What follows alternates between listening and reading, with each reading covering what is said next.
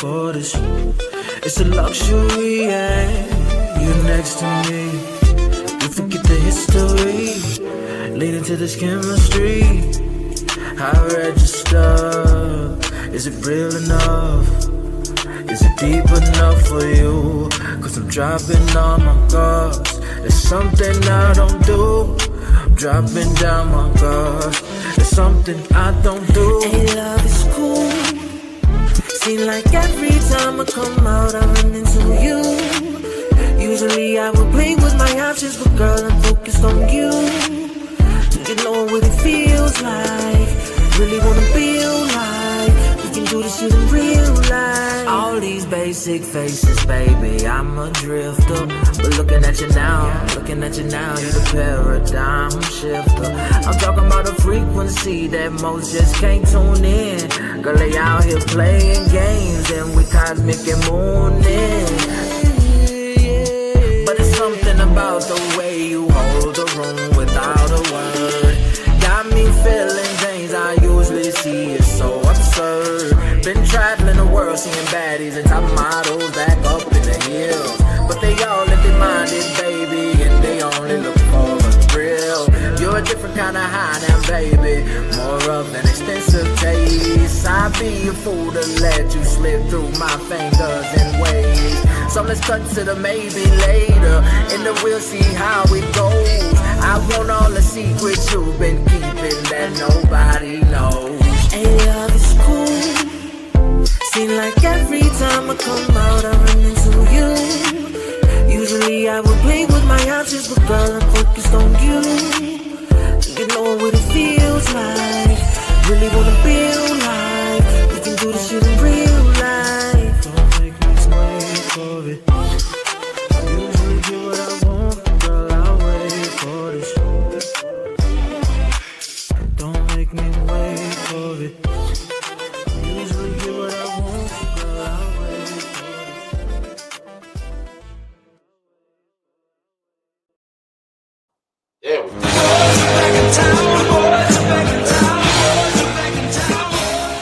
up? What's poppin'? What's happening? Welcome to the Dress Discussion Podcast, man. It's your boy King Bot, KBNG, BAK. With me as always, I got my man Prime. Prime, what's up? Yo, what's goody? Also with me as always, I got my man D. D, what's up? What's happening? All right.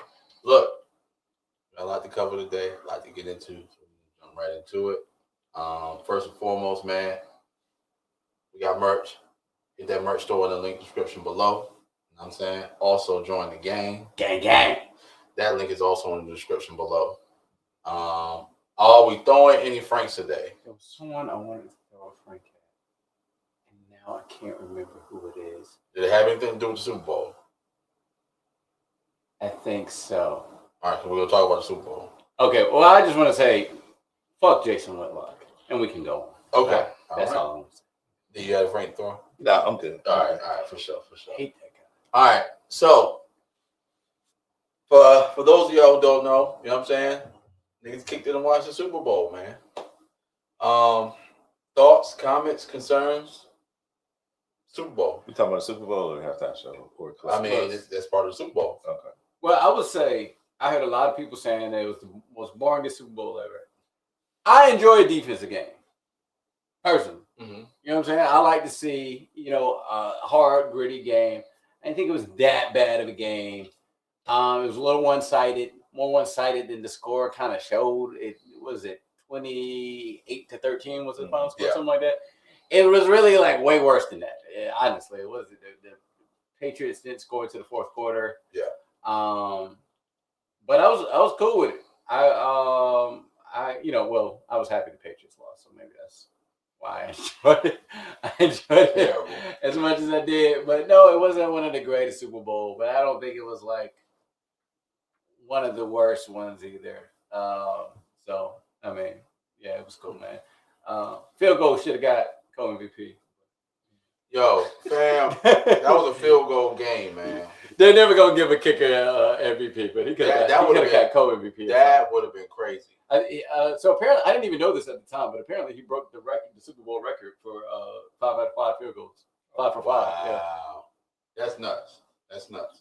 I am looking for my little clicker thing, and I don't know what I did with it. Yeah, because what he had 4 field goals just in the first half alone, and that was that was the difference maker. I ain't gonna worry about it. But yeah, yeah. Don't worry about it. Don't worry about it. It's not important. Okay. Yes, football. So it was pretty boring, bro. Like I'm an offensive person, man. I like to see people putting points on the board, man. I don't like to see too many possessions where your score is a field goal, bro. Like there's no excitement in that. You know what I'm saying? I mean, I get why people are saying it's boring, but I'm just saying for me. I get it. I think that I think that the Patriots weren't playing at the level that they've been playing at all season. That kind of disappointed me, like a lot, because I lost $20.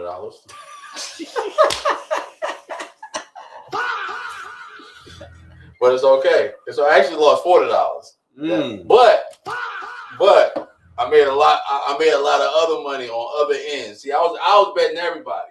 So because it's Super Bowl, you never know how it's gonna go. So I was betting everybody for sure. But yeah. So I walked out with more money than I walked in with. So that's all that matters. Steve, as far as the game goes, thoughts, comments, concerns. I'm kind of like Prime. I appreciate a defensive game, but in the same breath, one quarterback was way more prepared than the other one was, and it showed. I'm not gonna say better because I just think Seattle's defense is for real. Oh yeah, and May wasn't ready for anything. Yeah, and I think by Donaldson having as many years experience at the quarterback position, he was able to manage the game a lot better than May was. Yeah. And that made a huge difference because he was able to get, those openings and, cash in on those few opportunities that were there. Yeah. May wasn't cashing in on anything. Yeah. Seattle blitzed the shit out of him. Like defensively, they really got after him and didn't give him a chance to do anything. So it was a great game plan as far as the Seahawks defense. They really won the game, regardless to even they got their score in garbage time or whatever. I would say but special teams in general, the punter and the kicker kept them out of kept them in the. They got him within their own 5 yards 3 times on a punt. I mean, you don't see that. Like, you know what I'm saying? Let alone in the Super Bowl, man.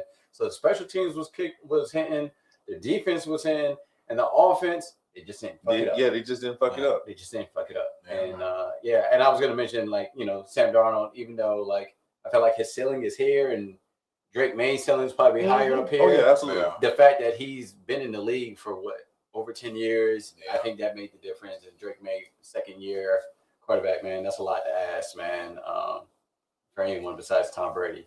But yeah, it's All right.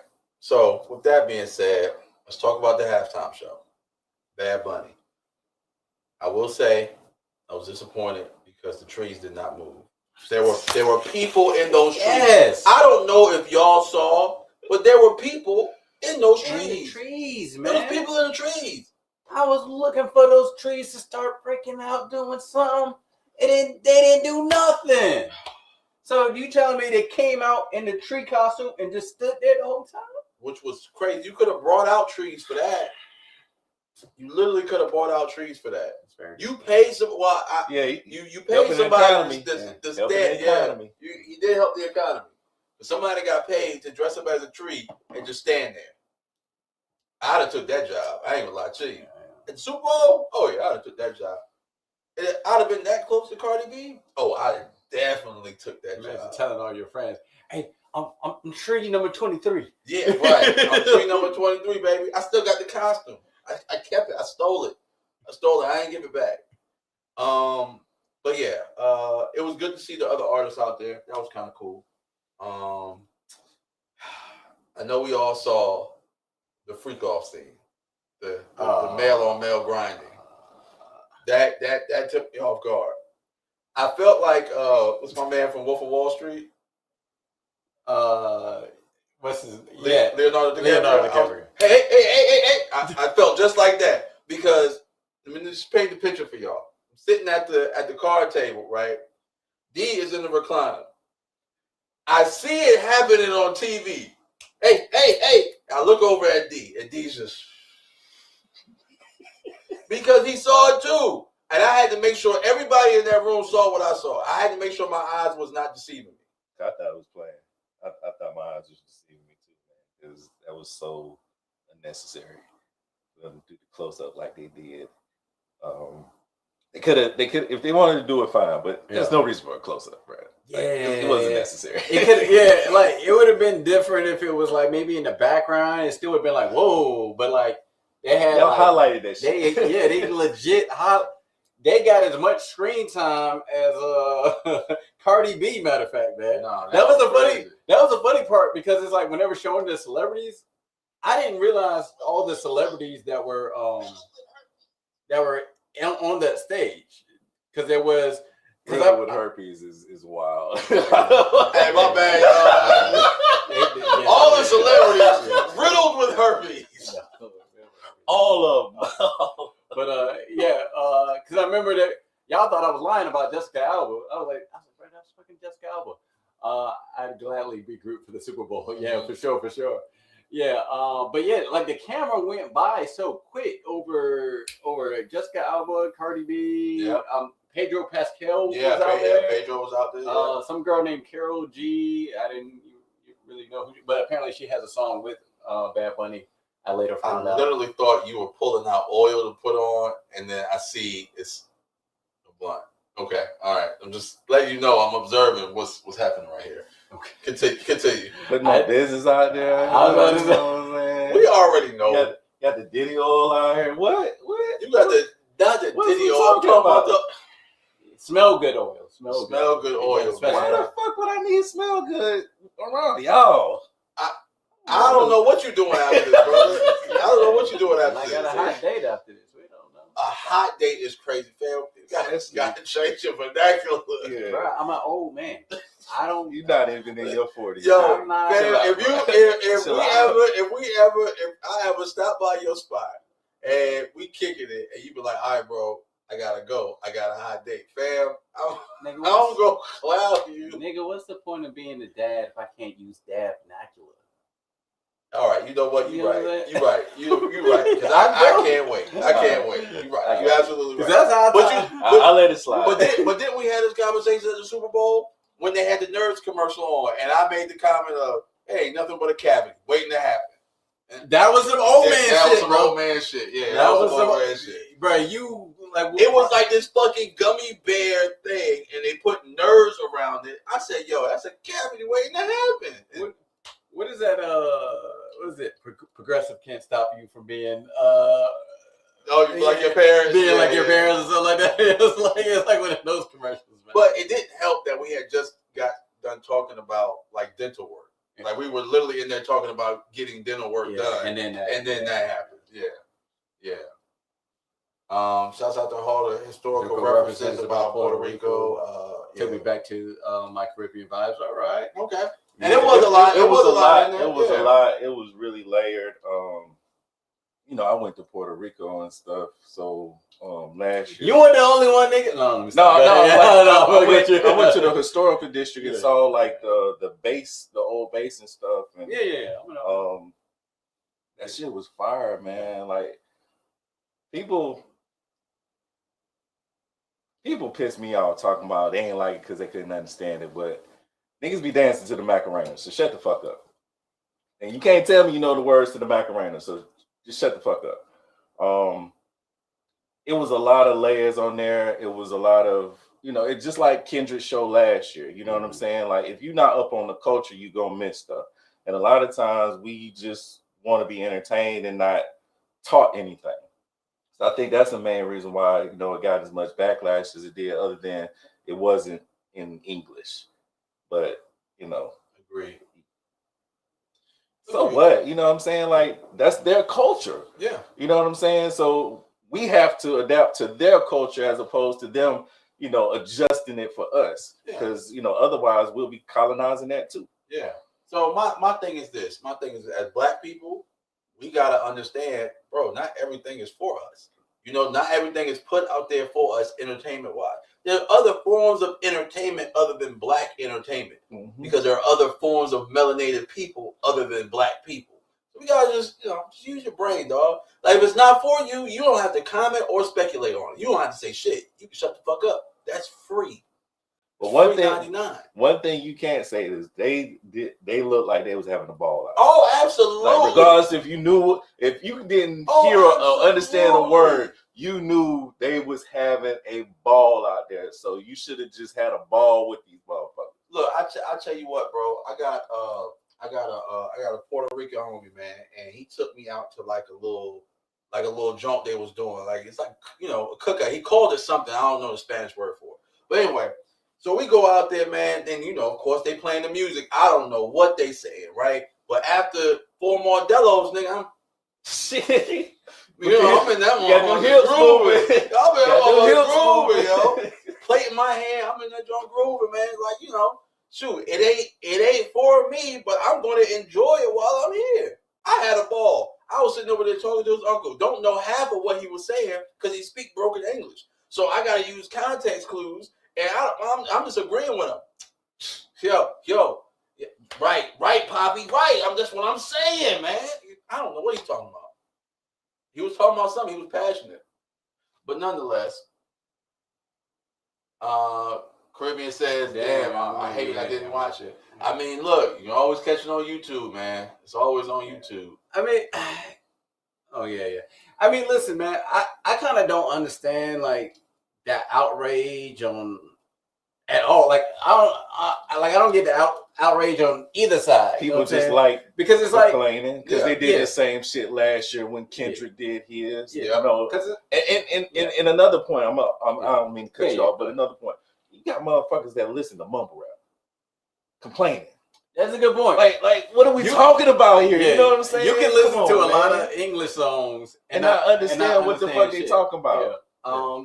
But like my thing is like, bro, like this. Like if you didn't like it, okay, cool. Like you know what I'm saying? Like you may not like Bad Bunny just may not be your cup of tea, right? Right. But to say like, oh, this is disrespectful or this is a disgrace to America or why did they like fam? Like what the fuck are we talking about? First of all, we've had Shakira, right? Who's from what? Colombia? We had Rihanna, who's from like Barbados. Mm-hmm. We've had what's the all these UK niggas like from out the country. Who gives a fuck, bro? Like who gives a fuck, right? Would it been better if it was in English, or better yet, if you knew Spanish? That's another way to look at it because people are like, I wish it was in English. I wish I knew Spanish. So I can enjoy it more. You get what I'm saying? And that's what I mean. You have to embrace their culture instead of us trying to make other people embrace ours. Right. Because it's one thing to say, oh, man, why don't they speak English? Nigga, why don't you speak Spanish? Like, you know what I'm saying? Like, because that's exactly what they thinking. Right. So, I mean, that's kind of like, there's a couple other, like, there's different ways to look at it. And, that's kind of how I looked at it. Like, yeah. Like, I'm not really a Bad Bunny fan. Would I prefer like a Chris Brown or a Drake? Probably, just because I'm not familiar with Bad Bunny. But I can still see that the halftime show was dope. You get what I'm saying? So it's like, I don't know, man. People, it's just enjoy it for what it is, man. Just enjoy it for what it is. They're part of us. They're in the United States. Like, but that's the most ridiculous part about it. It's U.S. territory. Fact that it's documented that Puerto Rico is a part of the United States, and there's all this outrage, like he's un-American because he doesn't speak English. That's why they said it. I mean, I understand. Yeah. It's like I said, it's just laughable. So we can't talk about the Bad Bunny show without talking about the Kid Rock show. So we have to. I just want to say one thing. The airways shut that shit down. They shut it down, right? So I mean, and then it was a couple of tweets where people were out there recording, and it looked like a whole bunch of white people on that.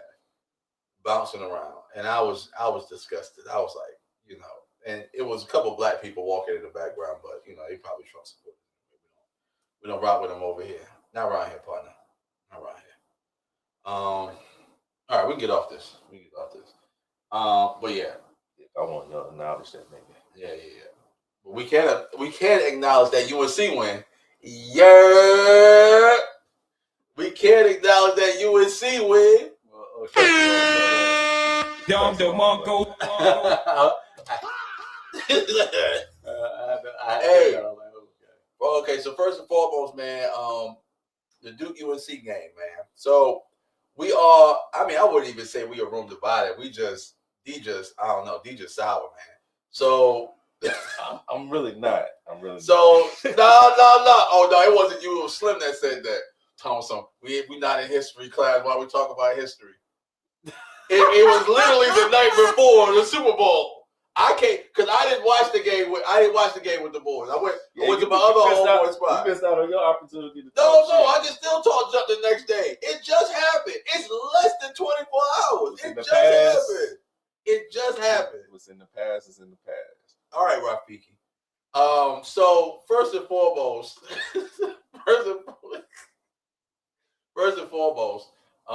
yeah, man. UNC got that W against Duke. We will see y'all again. His white wife. Congratulations.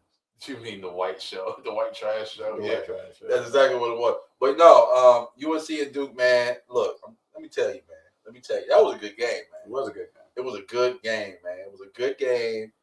They came out. Look, I missed the days like when I was in college and going out to Chapel Hill to watch white people flood the street from the bars and leave their tabs wide open. Like, I missed that. I I do kind of miss that. Because, yo, fam, they don't care. They will, He's Not Here, Players, Post, R&R Grill, Top of the Hill, the library. They will jet out of there, leave their tabs wide open for that $35 tip fee that they about to hit you with because you've been drinking all night. Like, fam, it's hilarious work, man. I love to see it though. I like to watch it on Twitter. Thoughts, brother? Thoughts on the game? Amazing game. Obviously, I can say that as a Tar Heel fan. Mm-hmm. Shout out to Franklin Street, absolutely. Hard-fought game. I knew it was going to be tough. I do believe Duke as the better overall team. They got the size on us. I think y'all the number 2 tallest team. Is that right? In the nation? Anyway. Duke fan and don't know that. I've been denounced Duke a long time ago, but just to talk shit against y'all niggas, I'm a rep Duke. Y'all ain't finna team up so you're on just Sam. a hater by trade. Nah, I understand Carolina has a certain stitch to it. It's just not appealing. That's why I can't be a Panthers fan because it's got Carolina in it. What the fuck? All right. A hater by trade or profession, whichever one you want to say. All right. Look, man, it's a hard game. UNC is undefeated at home, so I knew our best chance to beat Duke would be this game this past weekend, and we got the job done. Barely. Great shot by Seth Trimble. Yeah. But we Buzzer beater, boy. Buzzer beater. Can't wait till we play again in Cameron. Yeah. No, I'm looking forward to that too, man. I'm honestly gonna see. I'm gonna talk to somebody at my old job, man. I'm gonna see if I can get some tickets, man. Because I would love for us to go to a game. It's easier to get tickets at Chapel Hill than it is at Cameron. Yes. No, listen to what I'm saying. Okay. My old job, right? They have a particular last name, and they are married to the Dukes. So getting tickets is all about just asking, right? So if I roll up there and I ask, yeah. I've worked there twice over my lifetime. Once in the warehouse and once in the HR field. They love me over there. So the fact that they hired me twice, you know what I'm saying? Yeah, I went to the UNC Duke game and Chapel Hill. It was fucked up. It was give you tickets. It was Coach K's last game in Chapel Hill, and they whooped our ass. I was so fucking mad. I went to that game, but we did get them. I went to the one at Duke. I went to the last game they had at Duke. I was on campus for that, but I didn't go to the game. Oh yeah, I knew we was gonna lose, bro. The campus was lit, bro. Like these motherfuckers was partying like they already had played the game. Man, like it was, and everybody was there. All Duke alum that followed in the Chesesky was there. Like, it was just too much going on, and like you could tell in the first 5 minutes that these motherfuckers forgot that they had a ball game to play. And Carolina looking for blood, you know what I'm saying? Because they were looking for blood because y'all whooped our ass. They forgot the assignment, you know what I'm saying? So I was just like, damn, bro, I just knew it was all bad. It was all bad. Yeah, but I mean, I've been a Duke fan for a really long time, so it's not like I don't know, but I just haven't really been following basketball, especially like during the Shire era. Yeah, just for other reasons that I already, told y'all, Cameron, you know what I'm saying? I don't really fuck with Duke like that. But fuck UNC. All right. From the heart. All right, enough of you. From the heart. Enough of you. Well, yeah, man. But yeah, for those of y'all who not in Carolina, this is a rivalry for the books, man. You know what I'm saying? Boom, boom, boom. Speaking of Carolina, man, we gotta talk about J. Cole's double album, The Fall Off. That joint has dropped. 2-6, and you know what I mean? I love that 2-6 song. Yeah. That's my go-to. That's my go-to off the album, man. You know what I'm saying? Anytime I've been to every Dreamville, right? So I've been to every Dreamville, and every time they yell 2-6, I yell the response, and I'm telling you, you know what I'm saying? I don't know, man. It's fun, man. Y'all ever been to Fayetteville? In the long ago. Okay. So, 2-6 niggas wild, bitch. 2-6 niggas wild. 2-6 niggas wild, bitch. 2-6 niggas wild. Come on, man. Well, hold up. Did he listen to it? I don't think he listened to the. Did you listen to the album? I did. I don't think he. I mean, why he ain't hype, bro? Why he ain't hype, bro? When the GOAT drops an album, man, he's supposed to be hype. You're supposed to be hype. He's supposed to be hype. I don't believe. You know what I'm saying? When you're like, yeah, man, I'm just watching. No. I mean, I'm still in like listening stage one. Y'all jumped on it early. Man, I don't really jump on trends like that. So, I did hear a song or two in the beginning. Then I just put it on, the Spotify, so I can listen to all of them and stuff. So I don't even know if I heard the full album to be 100%. Okay. But I do know what you're talking about. Gotcha. I like the one he did with Petey Pablo. That shit was kind of hard. That was I can't remember the name. Hold on. Gotta pull up the one you're talking about is Odo. That was No, but you know what I like about Cole, man? Cole is so down to earth, man. They threw a listening party, right? Not J. Cole, but the city, like some promoters from the city, threw a listening party, and J. Cole pulled up unannounced. Yep. J. Cole pulled up. Yep. Y'all remember Randy with the locks? Yeah. Randy was out there, man. So you know what I'm saying? I hit him up.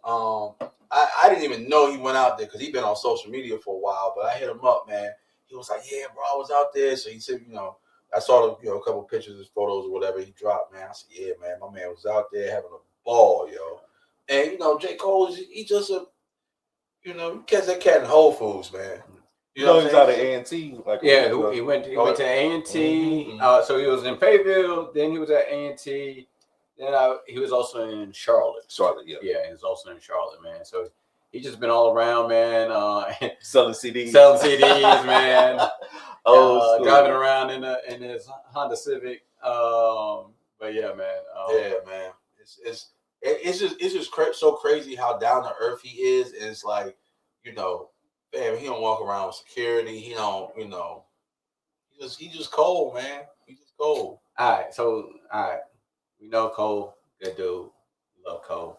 However, what are your thoughts on the album? That's what we got to get to. Okay, yeah. I thought the album was amazing. Okay. I thought the album was amazing. It was exactly what I needed from hip hop right now. It's an excellent start to the year. Not a good start, excellent start to the year of hip hop. And if artists follow suit, we'll be all right. We'll be all right. All right. So I was debating in my head how I want to come at this critique. Right. You want me to go first so you can keep thinking? Go ahead. No. I mean, I know what I'm going to say, but it's just like. Yeah, I'm gonna let you end it off with the grand finale. All right, go ahead. Yeah, it was dope. It is dope. I'm still listening to it, so I can't really tell you like how great it is. But so far so good. It's classic hip hop. Yeah. I wish we would lean more towards hip hop than the rap and other stuff that we be doing with our music. The lyrics, the vibe, it's all cold. You know what I'm saying? All cold. And I'm glad he ain't try to change who he was to fit a certain narrative of who they want him to be. Yeah. Which makes Cole, you know what I'm saying? Like he's a stand-up guy, man, and you gotta respect that shit. You know? And I'm gonna keep listening to that motherfucker. I catch up with y'all in a little bit. Cause I know y'all done listened to it like 2 or 3 times the whole album, you know what I'm saying? Twice. Yeah, twice. I listened to it like 4 times. Twice. See, that's what I'm saying. I know y'all done listened to it a few times more than I have, you know what I'm saying? So y'all are way more hype right now than I am. Yeah. I'm getting into it. I do my surgical listen first, and then I do my consumer listen. And you know. Oh, you start with the surgical. Okay, I do the opposite way. I kind of just like listen to it all the way through, and then I go back and then like surgically. I do my producer ear first because I can't help it. I can't turn it off. But you know, like once I've heard it and like I'll do that. Blah, blah, blah. You know, I can listen to it with a consumer ear and be like, okay, this is what's gonna bop in the club. I'm definitely gonna hear this one. You know, whenever the next time I go to Fayetteville, that they're gonna have that joint on repeat. All right, so I feel like there's 2 ways to analyze this, right? Because there's me listening to this as first a North Carolina nigga, and 2 as a J. Cole fan. I mean, if you're a J. Cole fan, this is exactly what the fuck you was listening to. What you expected. You know what I'm saying? You are not disappointed at all. He gave you classic J. Cole. And one thing that J. Cole showed throughout this entire album, that he's a student of the game.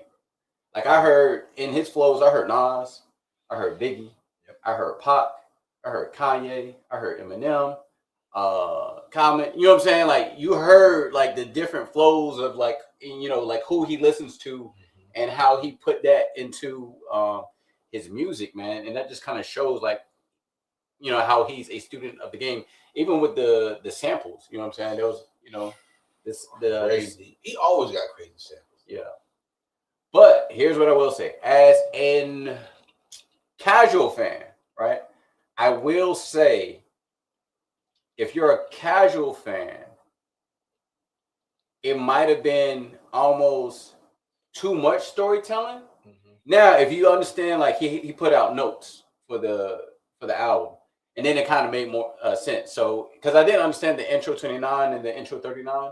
So, for those who don't know, intro 29, that's him coming back to Fayetteville at 29 years old after he made it. So if you go back and listen to the songs with that in mind, he's talking about like the stories he went through when he was 29. Then second CD, 39, where he has a second intro, that's him right now. Yeah, right now, back, you know what I mean, back in the Ville. And so as much as I love it, and the bar is here, right? So I don't want y'all to think I don't like this album and I don't think it's great, but the bar is up here for Cole. I will say some of the beat choices might have been a little questionable. Okay. Might have been a little questionable. Okay. You know what I'm saying? Okay. Now, with that being said, some of the beat switches, who the fuck is you? Crazy beat switch. Word. Crazy big beat switch. Intro 39, crazy beat switch. Now there was the I think Bombs in the Ville, and then was it Gas Me Up or something like that? Yes. I thought he could have that first beat he was on. I think he could have just scrapped that all together. Okay. Scrap that all together and then turn that into a hit. But other than that, I mean, he did. I feel like he made the album that he wanted to make. Yeah, you know what I'm saying. And you know, he was like, "Look, this is for me, for the Cole fans." Yeah. And it's definitely not for a. I don't think like casual fans are gonna love it like we love it. You get what I'm saying? So I would say those are kind of like my critiques. But there was one skip. There was only one skip I heard, and that was. And I heard a lot of people like this song, but I didn't like the Let Up, bro. I didn't like the Let Up, bro. That was the one skip for me, bro. Okay. Well, that's understandable. That's understandable. That's understandable. I didn't like it, bro. I didn't like it. Everything else, man, going down the line, Safety. I mean, bro, the storytelling he was doing on Safety, fucking amazing. I mean, if you know, telling the stories about like, you know, the niggas who done passed away, stuff like fucking crazy. Run the Train, Poor Thing. Oh man, when he's talking about the nigga who was talking shit, crazy. Legacy, they might need to do a video for that. Legacy is probably one of the best songs. They never do the video for the songs you want a video. Yeah. They never do a video for the songs you want a video all right, for. So I'm gonna get into this. All right, so I was surprised by the amount of singing or harmonizing, however you want to put it, that J. Cole did on this. And I was also surprised by the amount of like love tracks on there. Yeah, it was a good amount. Bounce Road Blues, I liked it. I didn't love it. Okay. But that had Future and Tim's. I do think Tim's was great on that. Who the Fuck Is You? Crazy track. Poor Thing was fire. Yes, it was. Drum and bass was cool. The Let Out, like I said, skip. Bombs in the Ville, hit the gas. Scratch Bombs in the Ville, hit the gas. Fired to me. Lonely at the Top was dope. 39 intro, crazy. Mm-hmm. The fall off is inevitable, crazy when he's rapping backwards. The Villas, it's not a skip, but it was okay. I didn't love that. Okay. Old Dog, Fire. That's the joint you was talking about. Mm-hmm. One of my favorite tracks on this is Only You. If y'all haven't listened to it, go back listen to that. I can see that being your favorite. Yeah, man, it was. Yeah, but and they had Burna Boy on there, and Burna Boy was killing it. Men Up Above. That was okay for me. I love her again. That was some good storytelling, but talking about falling in love with the neighborhood hoe. It's just a wild. It just didn't sit right with me. Oh my god, bro! I hope he was. It didn't seem like he was talking about himself, but like a song about falling in love with the neighborhood hoe is crazy to me. What if obviously rapping from the perspective of Big and Pot, and he was using the cadence for both of them when he was rapping. Yeah. That was, I mean, crazy work, bro.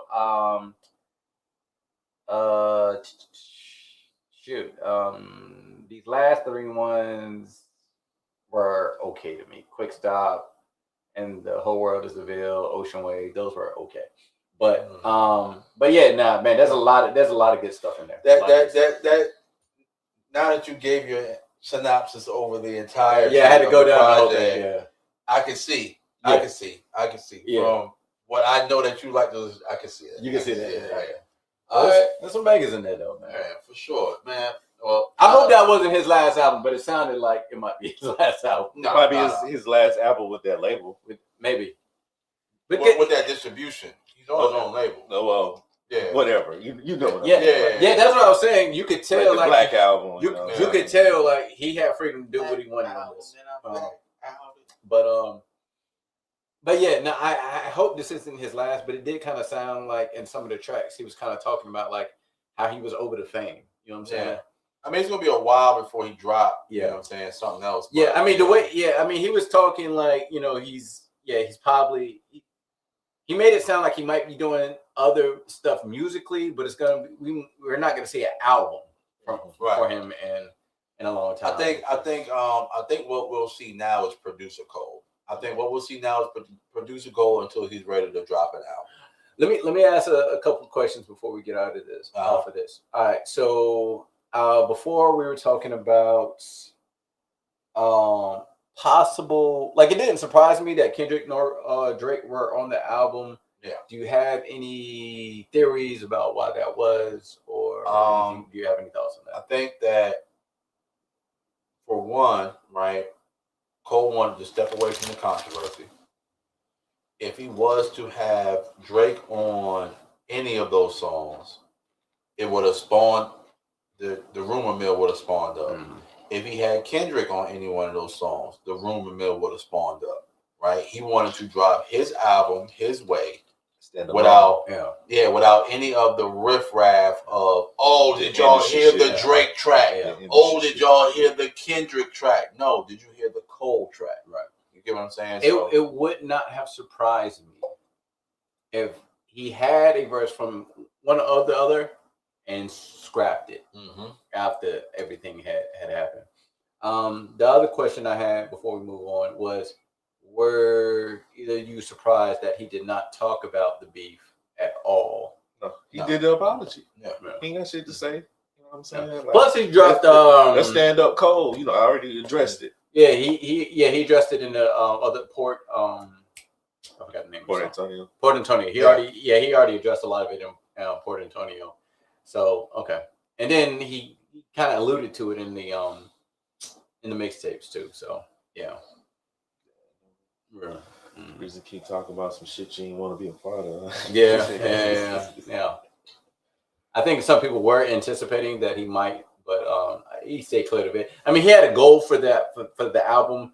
It was, again, him coming back to Fayetteville at 29 and then at 39, and that's basically what encompassed the entire album. So, yeah, you got to respect the artistry of it all, man. It's definitely, I feel like it's an ode to hip hop. You know what I'm saying? Like, oh yeah, no, for sure. Well, anyway, shout out to Cole. You know what I'm saying? Since we on hip hop, folks, man, let's talk about GloRilla and BroRilla, man. Y'all heard what's going on? I didn't follow all the details. I know, like, her sister is out here complaining because they ain't getting enough money. Okay, I'll break it down. Go ahead, I'll break it down. All right, GloRilla's sister, who has been dubbed by Twitter and Threads as BroRilla, is she's a stud lesbian. So she made the comments that GloRilla is not aiding her mom, their mom rather, aiding their mom in like paying bills. She says that she has to give out X amount of money for, you know, her mom and her bills, and GloRilla is out here living her life, and this is that, yada yada yada. Honestly, hey fam, get us out this group chat, yo. Get us out the family group chat, yo. Because why did you need to bring that to the internet, right? If you got a problem with your sister, you should be able to address that with your sister. Why bring the world into it, right? Because it's profitable. But look what happened. If clout chasing was a person, here you go. You know what I'm saying? Nobody knew who GloRilla was. Yeah, BroRilla was. I don't want to misidentify anybody and get. Hey, look, she's a stud lesbian, man. But she wants to be a boy. I don't get into none of that. But yeah, like if BroRilla doesn't come out here and say anything, we don't even know this motherfucker even exists. You know what I'm saying? And she been on TMZ. I don't know if it's TMZ, but she been getting interviewed. Yeah. She doing skits. Like, yeah. Just by putting us in the group chat, she done came up. Yeah. Tory Lane sent her $2,500. Tory Lane send me $2,500. Man, I'm an aspiring businessman. Tory Lane, bro, you still locked up, my nigga. Like, why Tory Lane send her $2,500? Yeah. Why you sending money from your camp, bro? Focus on getting out. We need you out, bro. We need you. Free Tory till we say it backwards, man. We need you out, bro. Stop focusing on other. I don't like that move by Tory. Yeah, I don't like that either. No. We need you out, bro. Stop with the nonsense, man. But like I said, it's profitable and it's beneficial to her because, you know, or beneficial to BroRilla because nobody knew who the fuck they were until they went out there, and we, for whatever reason, want to consume their bullshit. Like, I see what you're saying. I don't want a part of the group chat either, but for whatever reason, there's that desire for it, the drama. They love that shit. You know what I'm saying? It's profitable. She's making money. You know what I'm saying? Just by, I mean, who's to say it's true or false? It doesn't even matter. It's bullshit. You know what I'm saying? And people love the bullshit. We feed into it. We talking about it now. Well, we're talking about it because we have a platform and we have. But if it was up to me, I'd have, if I could like X out stuff on social media, I'd X that out. No, I don't want to hear nothing about. But it's on so many platforms that you can't escape it.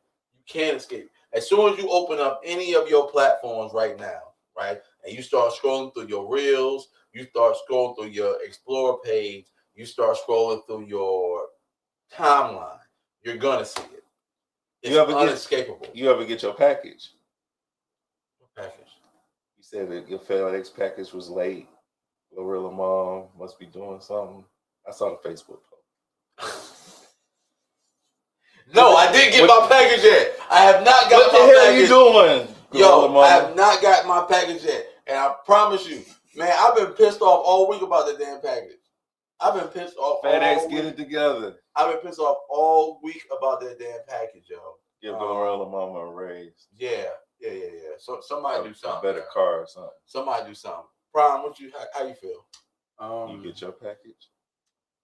No, I didn't get no package. To quote a great man, Fredo, I love you, but never pick sides against the family.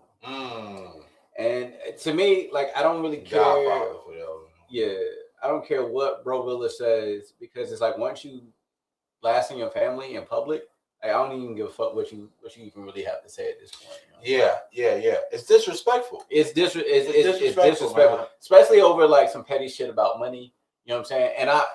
And I'm look, I don't know the details, but I have to believe that she's probably giving them money. But they just mad that they. But, or maybe she cut them off because they do stupid shit like this. Okay, I have a question. I have a question. As a famous person, as GloRilla is into. She's in her fame right now. She's elevated in her particular category. She's making money. How much really is it that she owes to her family? How much is it really? Because imagine if GloRilla didn't rap, if GloRilla was working for fucking IBM as their CFO. You get what I'm saying? Would it be the same? Would it be the same expectation? I think so, as far as them, because that seemed like the mindset that they have. Like, somebody, whoever come up gonna have to take care of us. But your personal opinion, right? So you said if she was just a CEO? No, the CFO. She's the CFO. I mean, she's still making money, but IBM in its entirety, like IBM and IBM International. Like, she's still paid. Right. So I'm giving a high. I'm giving her a C-suite title to show she's making a lot of money. She's making a lot of money at this point in time. Does she still owe to give back as much as they want, or as much as she feels? Hold on. Before we answer that question, bro. Okay. Because according to Google, I just threw a C-suite title out there, bro. No, I'm just saying. I'm just saying. She's not making that much money as people think she is. She's not an international, like, she's like America famous. She's not. She's not worldwide famous, bro. But that's why we say money. Like, okay, just money. Just money. So, all right. So hold on. Ask the question again. Okay. All right. So if she was in any other realm other than entertainment, do you think she is entitled to give back what they're asking her to give back? I think in any situation where you're making money, and family knows about it, they're gonna have their hand out. Now, the difference is she's famous, and so people can use her fame against her by outing her on social media. But I know I know people personally who, like, it's kind of like you said, you know, they're making like low six figures, and it's like, hey, can you do this? Hey, can you do that? Hey, you know, can I borrow 500? You know what I mean? Like, not major money like they're talking about. Yeah. But you know, when you're somebody who is doing well, and then your family is not doing well, it is kind of like this thing where the family is like, hey, do this, do that. Do you feel like she has that same entitlement to give back? Like, I don't honestly. Go ahead. Get back to who? Her family. No. Okay. Certain people in the family, yes. Hold on. All right, but not everybody, because like I said, the only reason why I wouldn't take care of Slim, if Slim was a shitty ass person to me.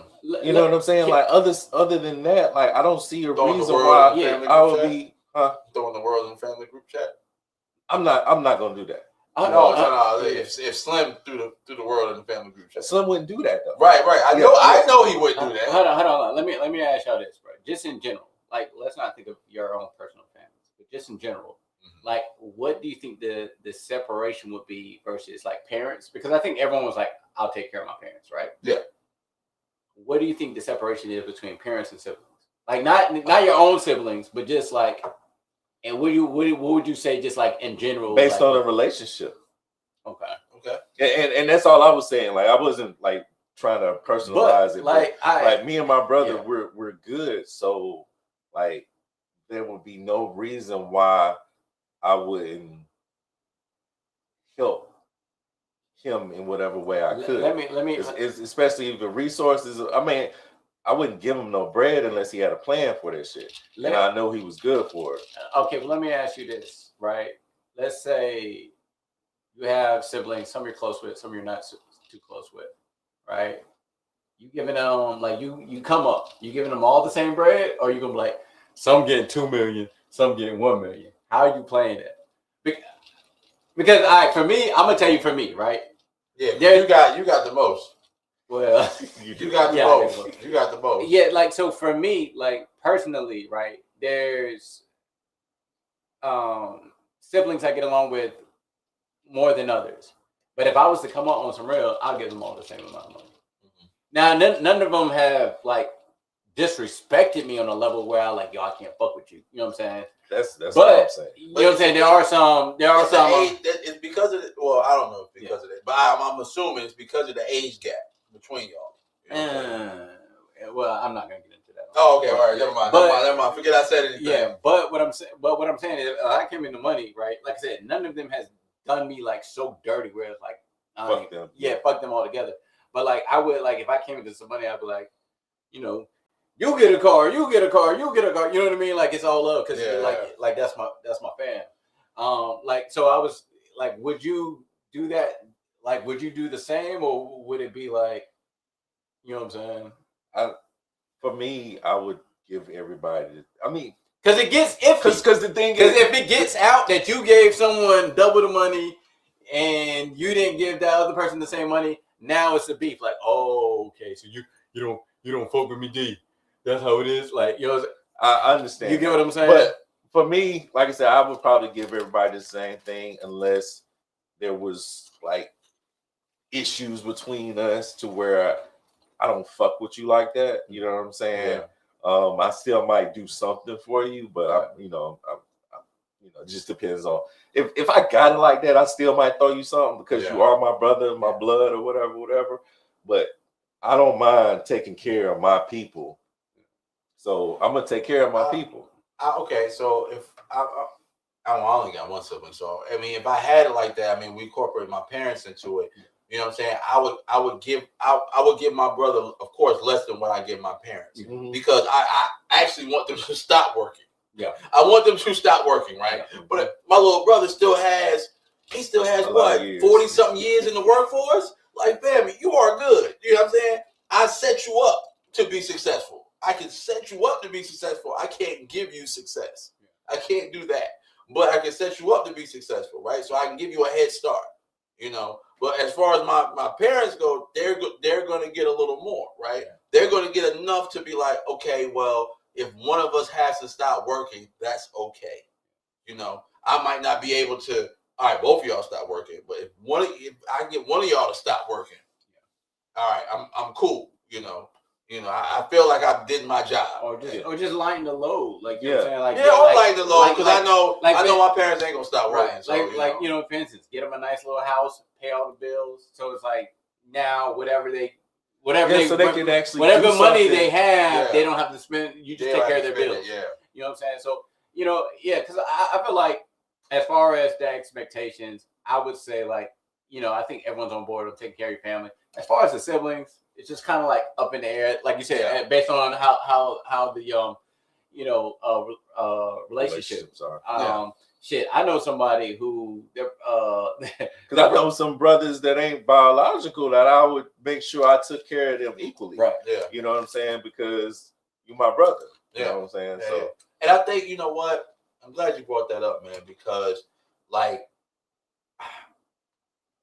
one of my Masonic brothers told me, man, he what I'm saying, he was like, yo, it's your family is the family that you don't pick. So you don't get to choose that your uncle's a crackhead. You don't get to choose that your auntie's a B word. You know what I'm saying? Like you don't get to choose these things, right? Because they were already here when you got here, right? But your friends, your close friends, the people that you call your brothers, you know what I'm saying? Like them, you really get to choose. Like I don't have to hang out with you if I don't want to. Yeah. You know what I'm saying? I don't have to spend time with you. I don't have to invest in you. I don't have to do none of that. But however, you get to choose that. And I like that you brought that up, man. I will say this, bro. If it's my friends, what I would try my hardest to do is trying to use the connections that I have with the money and doors I open to get my homeboys better jobs. You know what I'm saying? Because it's I'm not about to give you no money, but I know I got some resources that that can help. Because I know you. You know what I'm saying? I already know what you're trying to do with your life, and this gives me an opportunity to, hey, I got the key for the door. You've been trying to get through this whole time. Well, you know what? There you go. I will say, I will make an investment in them. But hear me out though. Like, all right, so say D, right? You, for instance, right? If you didn't have a camera at the time, right? And you told me that you wanted to get into photography, and I knew somebody, hey, I need a full-time cat to take my pictures and do this, and that. I'm famous doing other stuff. Hey, fam, I'm buying you this camera. I'm buying you this flash. I'm buying you this equipment. That's my investment in you, right? I might give you a little extra bread to, you know what I'm saying, like, so you can take some time off work and lock in and research, right?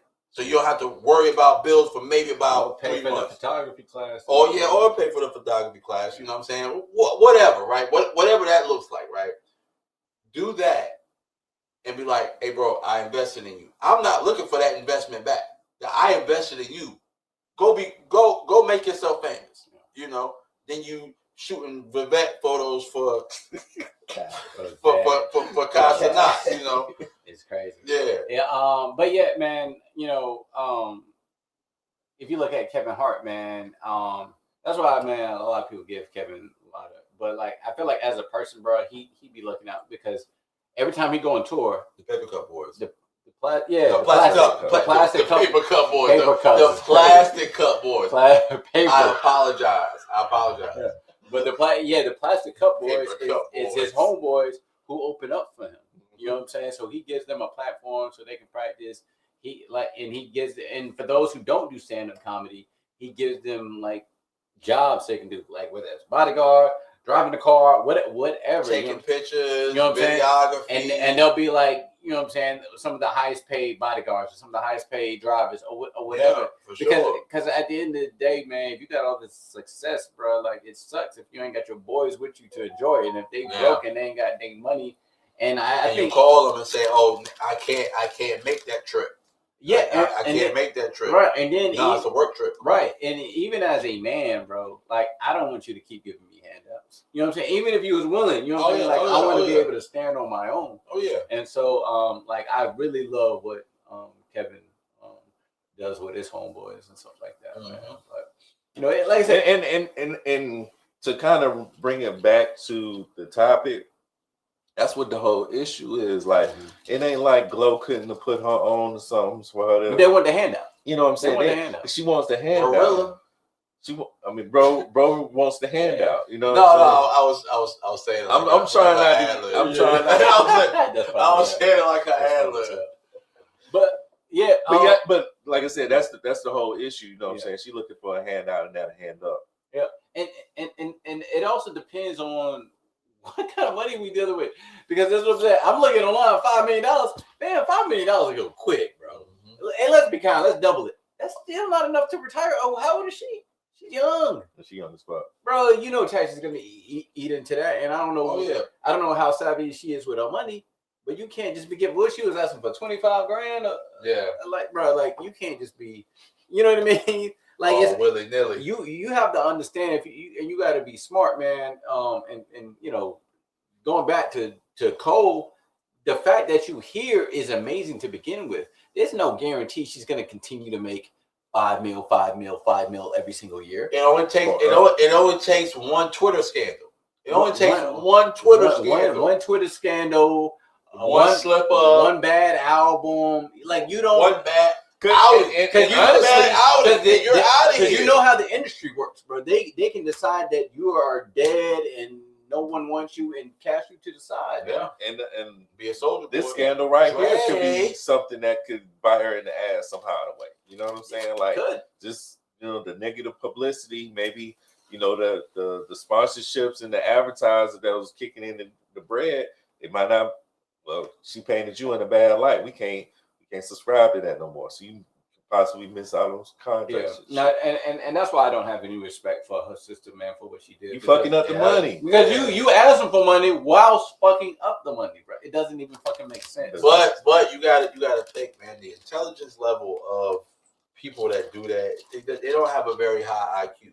Because if my little brother had blew up and I felt like he wasn't taking care of mom and pops, all right, cool. Hey, bro, I'm going to pull you to the side. You know what I'm saying? I come from that school of, hey, yo, let me pull you to the side. Let me holler at you real quick, right? I don't want everybody over here to hear our conversation. Let me pull you to the side real quick. Hey, bro, you know what I'm saying? I know you're doing your thing. I know you're making money. But however, you tripping. Bro, home is fucked up. Home is fucked up right now. I can't hold this down by myself. I need some help. That genuine tone was not what she had. She went to the internet and said, yo, she not doing nothing. I'm taking care of this and that to the third. Rah, rah, rah, whoop-de-whoop. All right, I don't want to talk about this no more. I don't want to talk about it. You done? Everybody done? Yeah, yeah. All right. Take us out the group chat. All right, take us out the group chat. All right. So, boom. Yearly elevations. So me personally, do something every year to elevate myself as a man. And I would like for you fellas to share what y'all do to elevate yourself every year. Well, you don't have to share every year, but like this particular 2026, what are you doing to elevate yourself? 22. Oh, this year, what am I doing to elevate myself? What are you doing to elevate yourself this year? Well, you've already done something. I've already did this. Congratulations, you already done something. Thanks. But what's your next go-to? Right? So you've already achieved the goal. What's your next go-to? So listen, I wouldn't put it for like this year in particular, but I'm of the motto: if you're not moving forward, you're moving backwards, man. Y'all heard me say this before. And I live by that, man. If I was going to get a tattoo, I'd probably tattoo that on my body, man. Because it's just, I live by that. I'll die with that. Why don't you do it? I'll do it with you. I fuck with the reference. I fuck with the reference, bro. Hey, yo, I had to. My head was already down. Say it. We'll say it together. I'll say it with you. I know you want to say it. Yeah, you go can ahead. say it. Go ahead. Nah, come on, man. You know what you're doing. Nah, I can't say it. I can't say it. No, go ahead. Say it. I'll say it with you. You said, I'll say it with you. That shit was hilarious. When he did that, he's like, that's when you know he was serious as shit. That's when you know you got him. He was like, I'll say it with you. And he said the calmest shit, bro. I was like, oh my. He was like, come on. You know we can't. You know we can. Yeah, no, you can.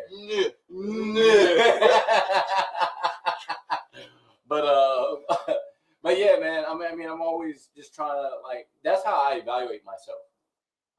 If I'm ever trying to like, if I ever get down on myself, I ask myself, am I better than what I was last year? Right? I don't ask, was I better than last month, last week? No.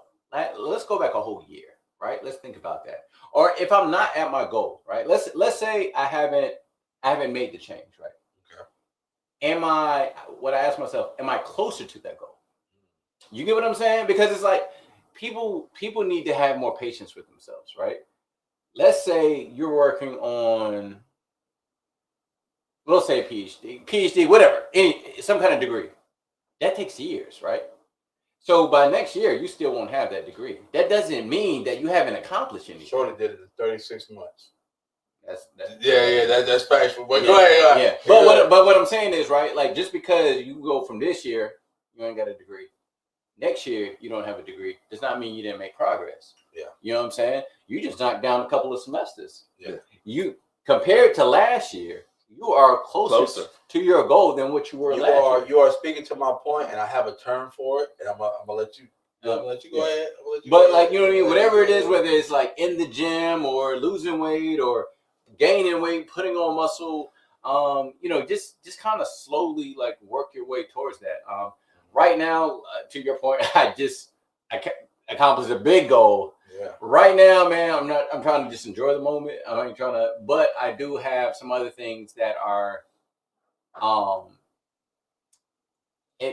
the other things that I have coming for myself, as far as my job and where I want to go to, which reminds me, I got to email my boss because there are some possible training classes that will help elevate my career and something I can add to my resume to take myself to the next step, which honestly, like, for me is like, like I think I've already accomplished like everything I wanted to in life, man. So it's just like anything from here is a bonus. But like to your point, like I still try to elevate myself, even though I've reached my goal. Like it's like to sit here and just like have nothing to aim for. It's just like, you know what I mean? Like I need, you know what I mean? Just like, I'm just gonna do nothing. Like it's not. I just don't feel like that's the right way to live life. It's just to always have a purpose, always have a goal, always have a mission to be working towards. You know what I mean? And it doesn't even really have to be monetary if you're good, monetary wise. You know what I'm saying? Yeah, like it could have to be monetary, right. It could be health. Getting in the gym. Your goal could be losing 20 pounds. Hey man, my little pecs is coming in. I've been doing my thing. You know what I'm saying? I got a little bounce. I can't make it bounce, but I got a little bounce right there. Yeah. I'm doing my thing. Yeah, you don't want that incident to happen again. What is? It was Andreas and they was doing the muscle jump. Say that ain't got nothing. That ain't got nothing to do with it, bro. That ain't got nothing to do with it. Cause I'm the smoothest skinny nigga you ever seen. Don't do that. No, we're not doing that. Since you want to talk, go ahead. Tell me. But to Prime's point, I'm just striving to be a better version of myself, man, on a daily basis. Have any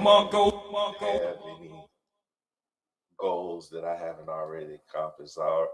I told y'all I'm playing with house money, so you know what I'm saying. Like I'm playing with the house money. I already did a lot. I did way more than I thought I would be accomplished in the first place. So, like, I just aspire to just be better, show better, do better, be better. You know what I'm saying? And I'm about to participate in Ramadan, so I can hopefully get my health in a better state. You know what I'm saying? Awesome. Focus more on the business, gain more opportunities through the business. You know what I'm saying? Like, I wouldn't call these goals per se. I just call it the next step. You know what I'm saying? Like you said, you know, you got to keep on moving. Yeah. You know what I'm saying? Like I don't have any aspirations of being here or there, but I love the journey. You know what I'm saying? And I don't know where the fuck I'm going. You know what I'm saying? Keep it playing. You know, I don't know where I'm going, but I'm moving, and I've been enjoying this shit. So I'm gonna just let it take me wherever the fuck I get. You know what I'm saying? Yeah. You know, what I believe, man, is just like as a man, you should have a plan, and you can't be a leader without a plan. You know what I mean? Without a destination, right? Can't be a leader. If you're a leader, where are you leading people to? So you guys, or where are you headed? You know what I'm saying? Right. So you have to know that, right? So you guys have actually spoken to my points, right? Okay. So I'm gonna tell you, my first yearly elevation is to get D to stop moving my fucking table with his flash. I'm joking. I don't know if y'all. No, it's cool. It's cool. No, the table's cool. No. Every time he moves the table, I see the table move. I'm like, God damn it, D. It's always my bad. I didn't know I was moving that bitch on strong leg ass nigga. My bad. All right, we're not gonna do that, bro. No. In all seriousness, though, no. So speaking to both of y'all points, man, it's I want to put myself in a space to receive the blessings that I'm supposed to receive, right? Because a lot of the times we don't think, right?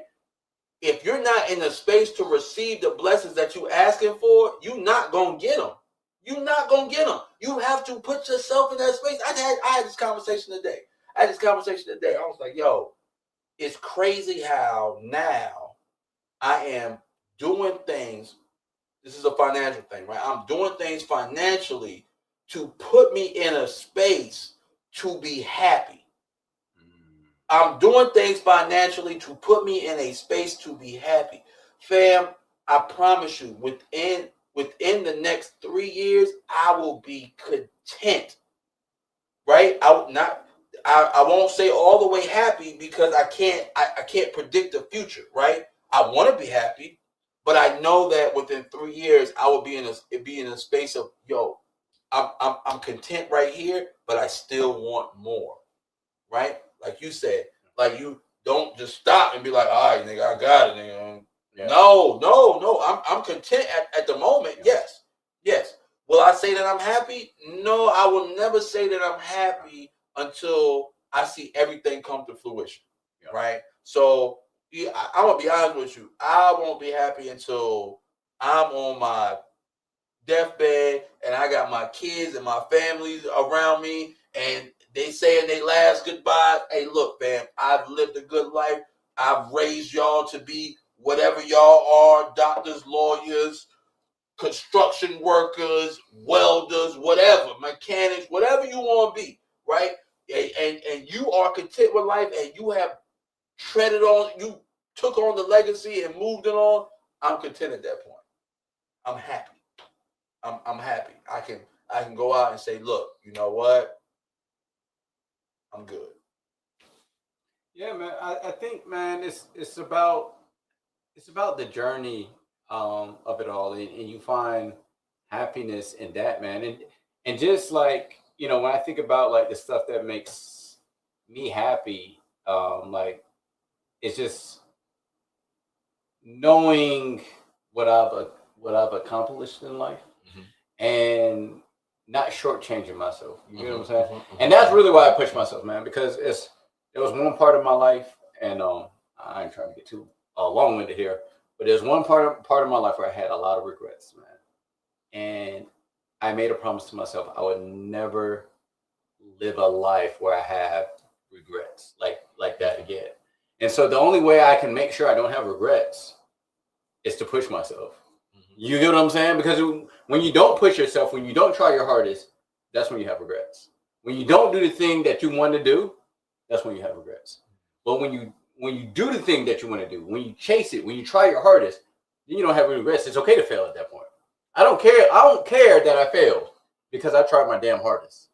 Yeah. But when I haven't tried my hardest or when I pussied out, that's when I have regrets in life, man. And I use them. Yeah. And I never want to feel that like I felt that. This episode. Yeah, yeah, you are doing good. I got a couple, but yeah, no, I felt that level of regret, and like I think that like that's one of my biggest motivators. I remember that feeling, and I never want to feel that again, man. Where I was just like, bruh, like why did I just fuck away? Like years, bro. Like it was like years. I just kind of like fucked off, bro. I did shit with my life. I did nothing. Think how I feel. You know what I'm saying? Like, think how I feel. Because y'all know me, man. I fucked off a lot. Yeah. The oldest nigga in the room. I'm the oldest nigga in the room, and I fucked off way more than y'all did. But I got it. But you know, I pulled it together, and I'm making moves, and that's why I say, like, I'm happy with what's happened. You know what I'm saying? But you know, I'm honestly happy to have you around because, like, there's certain things that you say. It's like, you know, you have a young spirit. You might be an old nigga, but you have a young spirit. You know what I'm saying? So it's like you say things like, and you said it on the podcast. You say things like, "Yo, I'm happy to see y'all move in a certain direction, and y'all motivate in a certain direction, and y'all make these accomplishments and stuff like that." Like it's like having the OG in the room. Like, yeah, bro. Like, no, you doing your thing. You doing your thing. You making it happen. You know what I'm saying? And that shit inspires me to want to do shit. You know what I'm saying? Because I ain't never really wanted to do shit. Right. and listen, man. This is what I say this to everyone. I say it to myself, man. It doesn't. People like want to like focus too much on the timeline, bro. It doesn't matter when you get there. As long as you get there. The rabbit in the hair. That's a story that went over Cat's heads. The rabbit in the hair. It don't matter when you get. As long as you get there. Long as you get there, bro. As long as you get there. You gotta understand, man. There's some people, man, that never reach the things that you've reached, bro. And especially with you having your own business and all of that, man. Bro, that's something to be very proud of, man. For real. And so it's like, bro, like run your race, and think about like, don't worry, like enjoy the destiny, enjoy the journey, and like you said, like you can think about like who you are today versus who you were 5 years ago, 10 years ago, and they'd be like, damn, bro. Imagine this, bro. Where it's at, bro. Versus you. Bro. I'm gonna lead the topic at this. Imagine this, bro. Imagine if we were making the money now in our 20s, you in your 30s, right? So we all linked up around that time. Me and you was going to the club every night, right? So imagine we're making the money now that back then, right? We're going to Vegas. Fair, we would have been fucked up in the game. We would have been fucked up in the game. No, God knew what he was doing when he didn't give me money, bro. He knew to give us responsibility first. He knew to give us responsibility first. God knew. Because when we go out to Vegas, we spend money, but it's like, you do it, and I notice that you do it in your mind. In your mind, I notice that I've been your nigga for how long we known each other, bro? A long time. I see it in your face, bro. You will calculate. All right, well, I got 2 drinks here. I got 3 drinks here. I got 2 more drinks in me because I still got to round out the rest of this 5 days that we in Vegas. You know what I'm saying? And I be doing the same thing. I see it in your face. You could be looking at your phone and I know exactly what you're looking at. You know what I'm saying? Like, I see it in your face, bro. I see it in your face. You know what I'm saying? It's the reason why we've been locked in for so long. All right, I know what Prom about. Yeah. Mm-hmm. Hey, Prom, you want? Yeah. You get one. You get. Oh yeah. Give me one too. Yeah, cause I meant to buy 5 and I only bought 3. You know what I'm saying? Like after this, I'm done. I'm out. I'm tapping out, coach. You know what I'm saying? All right, but I just want to say that before we got out of here. I had a question. That needs an answer. So, we are in a new age of dating. We are in a new age of relationships. We are in a new. Yep. I want to ask this question because I'm gonna give my answer. I'm gonna give my answer first, and I'm gonna explain why I give my answer. Right. So my question is, right, how important is it to you for if and when you get married for your wife to have your last name? Give me my answer first. I don't care for my wife to have my last name. It's not important to me. There's 2 reasons behind that. 1, my woman's not a piece of property. For 2, religiously, the woman is supposed to keep her father's last name. And I'm gonna leave it at that. And I'm gonna let you guys explain your preference on it. Yeah, I mean, I don't see it as a property thing, bro. Like in my mind, bro, like slavery. Come on, man. All right, so here's in my mind, slavery is crazy. I'm sorry. All right, here's the thing, right? I mean, we can in talk my mind, slavery.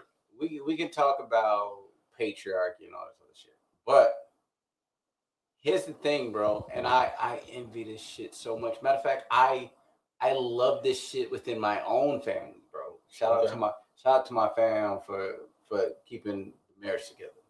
But it's something about, I'm about to give my government. But like, all right, I won't give my government up. Yeah. Here's what I say, bro. Like, oh man, there goes the Johnsons. There's something about that, bro. Okay. Thank you, bro. There's something about that, man. Right? And listen, bro. Someone has to make the name change, right? And for me, it's like, if you're really gonna trust in me to lead and you know, take on this legacy and build this legacy, we are a unit, right? And to me, like, a woman taking on my last name honors me. Like, that honors me, bro. And then it's like, she has my last name. The kids have the last name. And then, you know what I mean? So it's like the legacy thing where it's like, oh, look, there goes Miss Johnson, Mr. Johnson. There goes the baby Johnson. Like, it's all of that versus like baby Johnson. And then, oh yeah, there's Miss Parker. Like, hold on, why is she? Because now I gotta explain my shit. Okay, hold on. I gotta explain my shit. And I'm gonna let you go. But like, now it's like, okay, y'all both have different names. What last name does the kids get? You get what I'm saying? You're gonna do the hyphenated bullshit. You're gonna do that hyphenated. Nah, we're not doing that. We're not doing that. So that's what I'm saying. But either the wife is coming under the umbrella with the kids. You get what I'm saying? Because how the kids gonna have your last name, but then your wife don't have the last name? You don't seem like a cohesive unit at that point, man. All right, so I will say that's how my family dynamic is tied up. Bro, don't you like that shit now, bro? No. I'm talking about my mother does not have the same. Oh yeah. I see what you're saying. I see right. Okay. Now of course this happened when I was younger because so let me paint the picture for y'all, right? So my last name has not always been my last name. My last name used to be Halim. Yeah, I remember that. Yeah.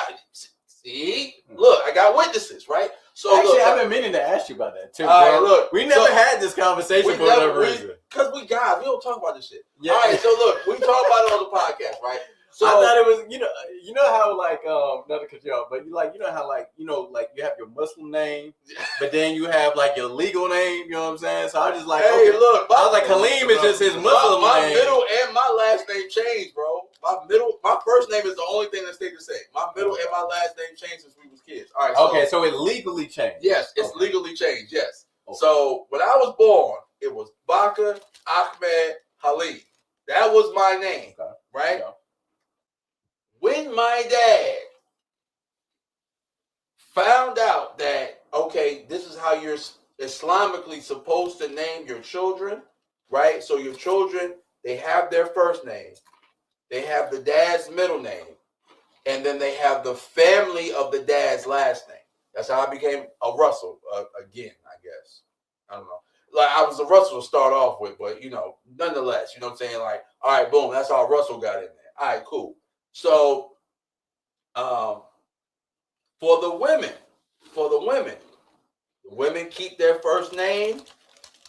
Their middle name is always the word bint, B-I-N-T, right? That's how you write it in English, B-I-N-T. Their hyphenated their father's first name. That means daughter of, boom, and then they keep their family's last name, right? So if you are Johnson, right, you wouldn't change to a Russell, you'll still be a Johnson, right? So that was my mother's name, right? So my dad paid to get me, him, and my mother's name changed. And then when my little brother was born, that was before the fact my little brother was born, right? So boom, all right. So I was playing Pop Warner. I never forget, right? The coaches used to call my mother Miss Russell, and she used to correct them every time. Miss Russell, Miss Noel, oh, right? So I'll never forget, and I remember this vividly, right?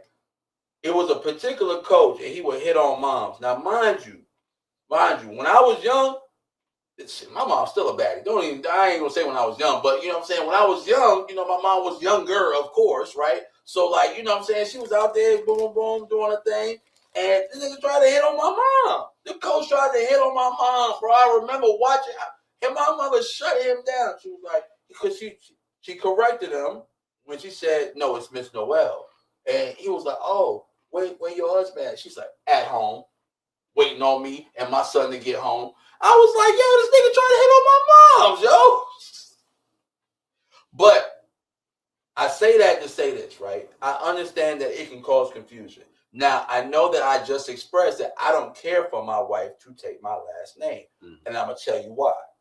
Because of degrees, because of shit they have in their name, shit like that. When you get a name change, you have to change your name on all of those documents, everything. Right? So if I marry a woman, right, who has, things that she needs to change her name on, I'm not going to force you to do that. I'm not going to force you to do that. If I marry somebody famous, say if I marry Cardi B, right? Because she's singing right now. Say if I marry Cardi B, right? I'm not going to get Cardi B to change her last name. No, fuck no.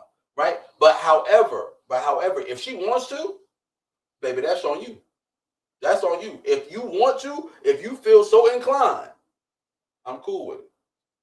You know what I'm saying? If you feel like I want to correct niggas every time they say that, I'm cool with it. What I'm not going to do is that hyphenated bullshit. That hyphenated some bullshit. Yo, all the kids going to be Russell. I'm like, either you going to get on board too, or you going to barbecue or mildew, baby. What you going to do? T. Jameson says, in marriage, of course, take on the husband's last name, but my child gets mine if he is not my husband. Okay, yeah, that makes sense. Okay. Question. No, fuck that. Oh no, D go ahead. Yeah, go ahead. D has to give his. I'd be pissed off if DJ didn't have my last name. Yeah. But I'm with you on that though. I agree with you. Like you was talking about, and I mentioned, legacy is important. Yes, 100%. My father came from a household of only girls. Okay. So when they got married, they changed their last name. Right. Me, I got an older brother, Slim, baby girl. I'm the only one with a C.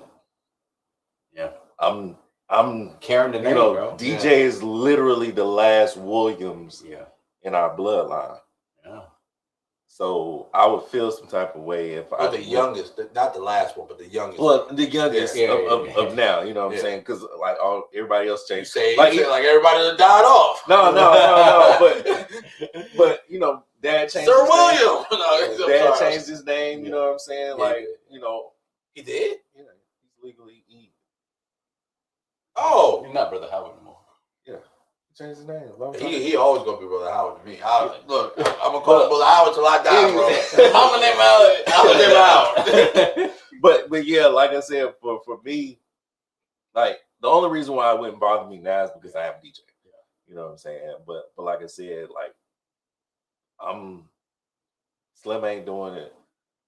Older brother ain't did it yet. You know what I'm saying? So I'm not, counting on him to carry on the last name of the Williams legacy. You know what I'm saying? Like DJ's the youngest of the Williams legacy. So, and that's another reason why I started to get my shit together, because once you understand what legacy really is about, it's like, oh shit, we gotta make sure them Williamses are walking around being about something. You know what I'm saying? You don't want to be, the Johnsons that that ain't shit. You know what I'm saying? The criminals, you know what I'm saying? You know, you don't want to be labeled. The pedophores. Yeah, you don't want to get labeled like that. It's always a pedophile. You know, your name means something. You know what I'm saying? And legacy is important. So, like, because she said put a ring on it. She's saying if you want your son to have the last name. But nah, for sure. No, I get you, bro. I get you. I'm 100% with you when you talk about legacy. Hold on. I want to ask you this because I've been in this scenario. You say you don't care if your wife has your last name. Well, let's say she's previously married. She has the last name of another man. You gonna let her keep that last name? No. Bro, it's not a big thing for me. So that's fucking crazy. It's not a big thing for me, bro. I promise you, it's not a big thing for me, bro.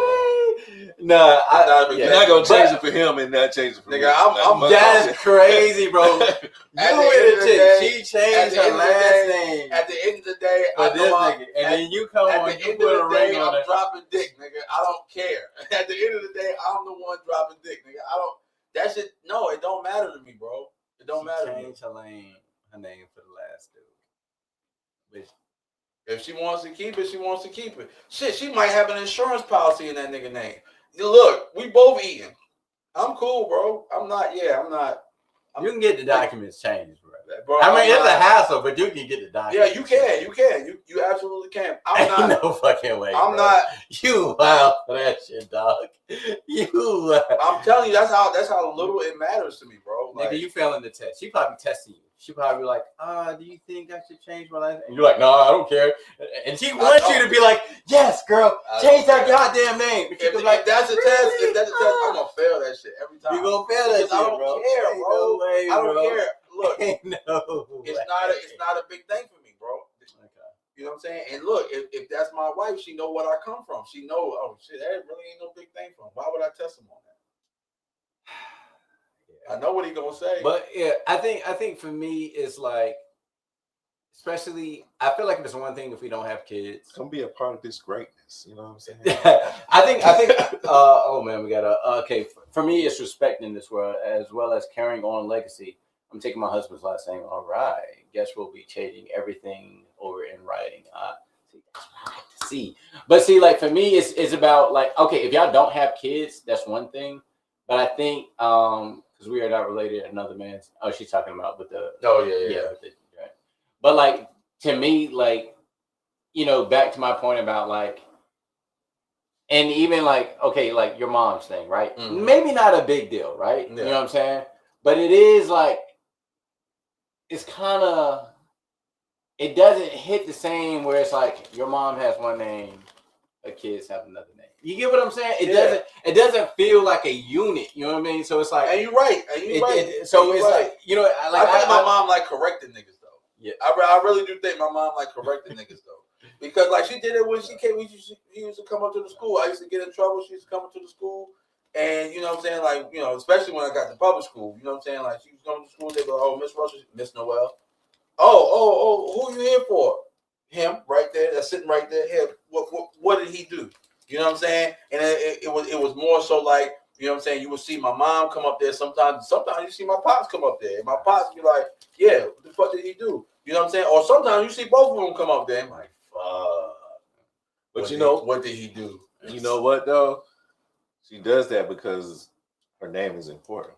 Mm-hmm. And that's all we're saying, you know what I'm saying? My name is important. So I feel like if we're supposed to be one in this, you would take my name. Mm-hmm. Fortunately, you know what I'm saying, I was able to have my son out of wedlock and keep his last name. Because I would have had an issue with that. But I do understand what you're saying, now, you know what I'm saying, as a female. Right.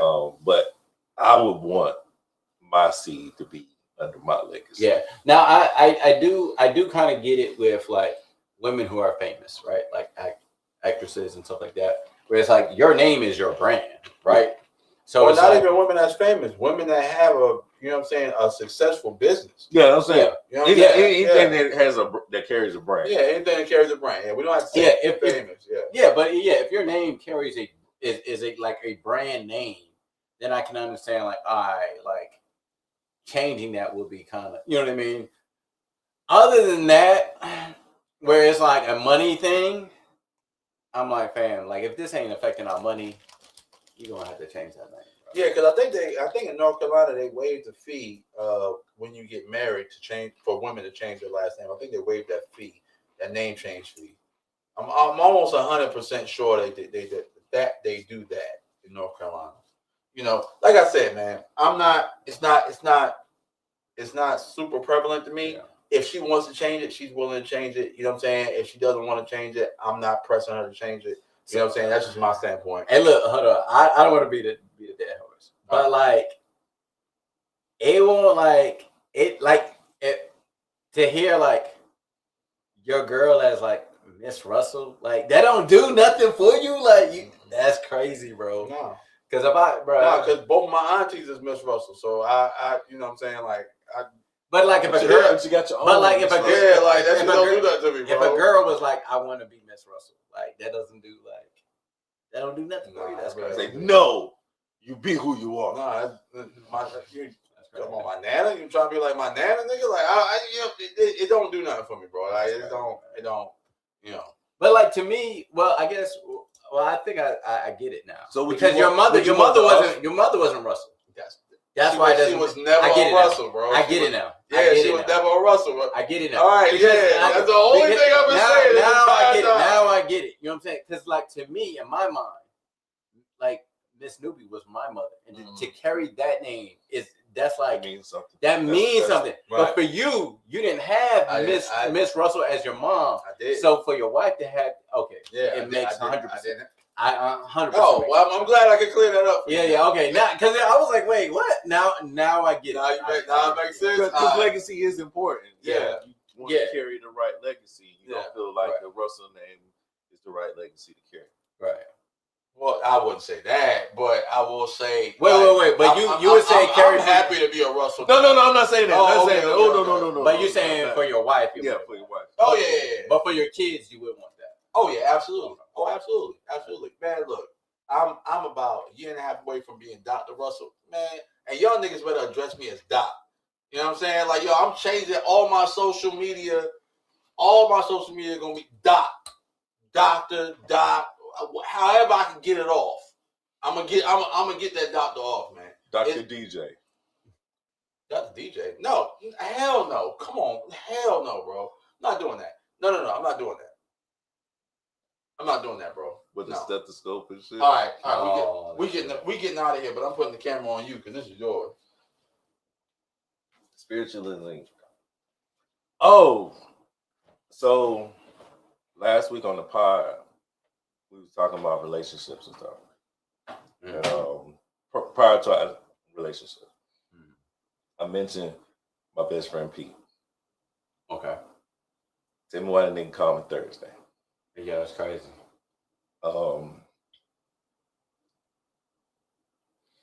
That's what I mean as far as those relationships, you know what I'm saying? Like, regardless to whether they're a different, distance or whatever, your friendships, you're linked. Yeah. Like, everybody I'm cool with, I fuck with you, you know what I'm saying? If I call you my brother, we're linked. Yeah. Spiritually. When I come around you, dap you up, I can tell when something wrong. You know what I'm saying? Like, when you really get to know people, you come spiritually linked. And I ended up talking to Pete for like an hour and some change. Told him about the conversation we had on the podcast, whatever. Obviously, like I said, the conversation picked up like we never, didn't talk. Yeah. He said he didn't want to wait until game time to hit me up. I was like, yeah, I just told niggas I was going to talk to you, know what I'm saying? Yeah. We come to find out, last time I saw this dude was in 2011. It's been that long. Like, time just keep on flying and stuff. Yeah. And I found it funny because of the fact that we was talking on the podcast on Tuesday, that he called me on Thursday.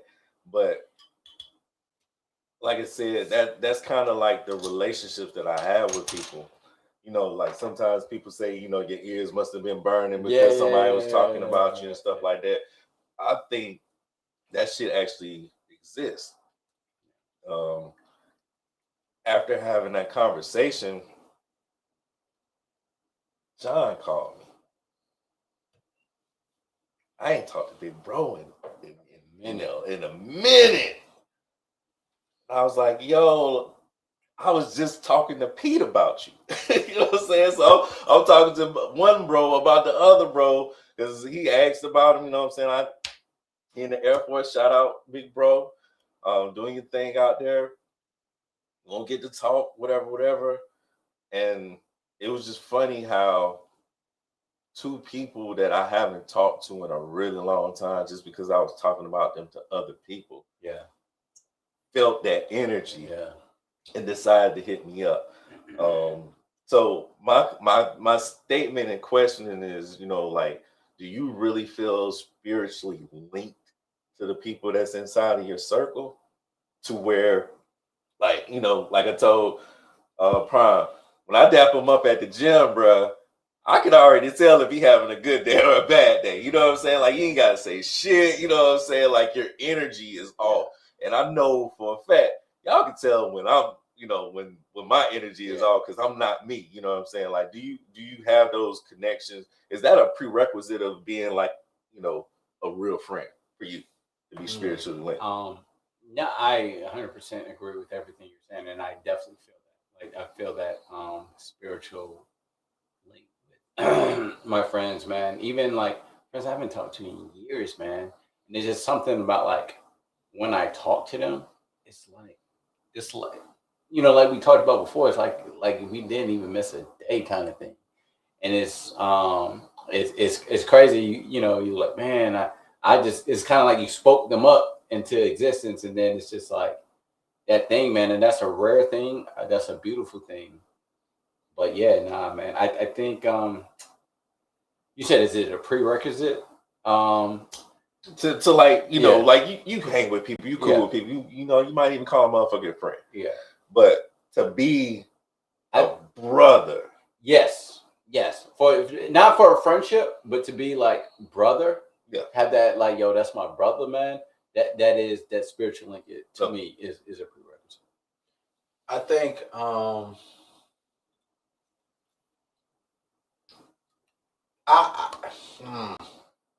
yeah, because I mean, my friends are my brothers, man.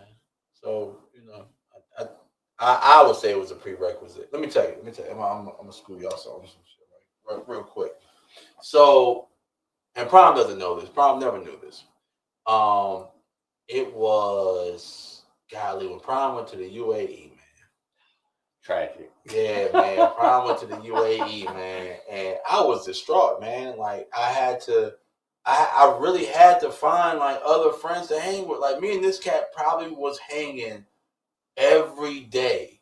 Like, if I wasn't, we was locked in.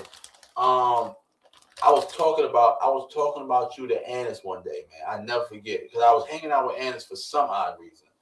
And not some odd reason, because Annis is like one of the OG bros. Right? Bro. Yeah, he's one of the OG bros. So I love that picture of us, man. Yeah, I do, because, like, I really wish I could find one. Like, I really wish Sadiq was out there. Me, you, Sadiq, and Annis, like, you know what I'm saying? I would have took that picture of us, you know what I'm saying, like middle school. Yeah.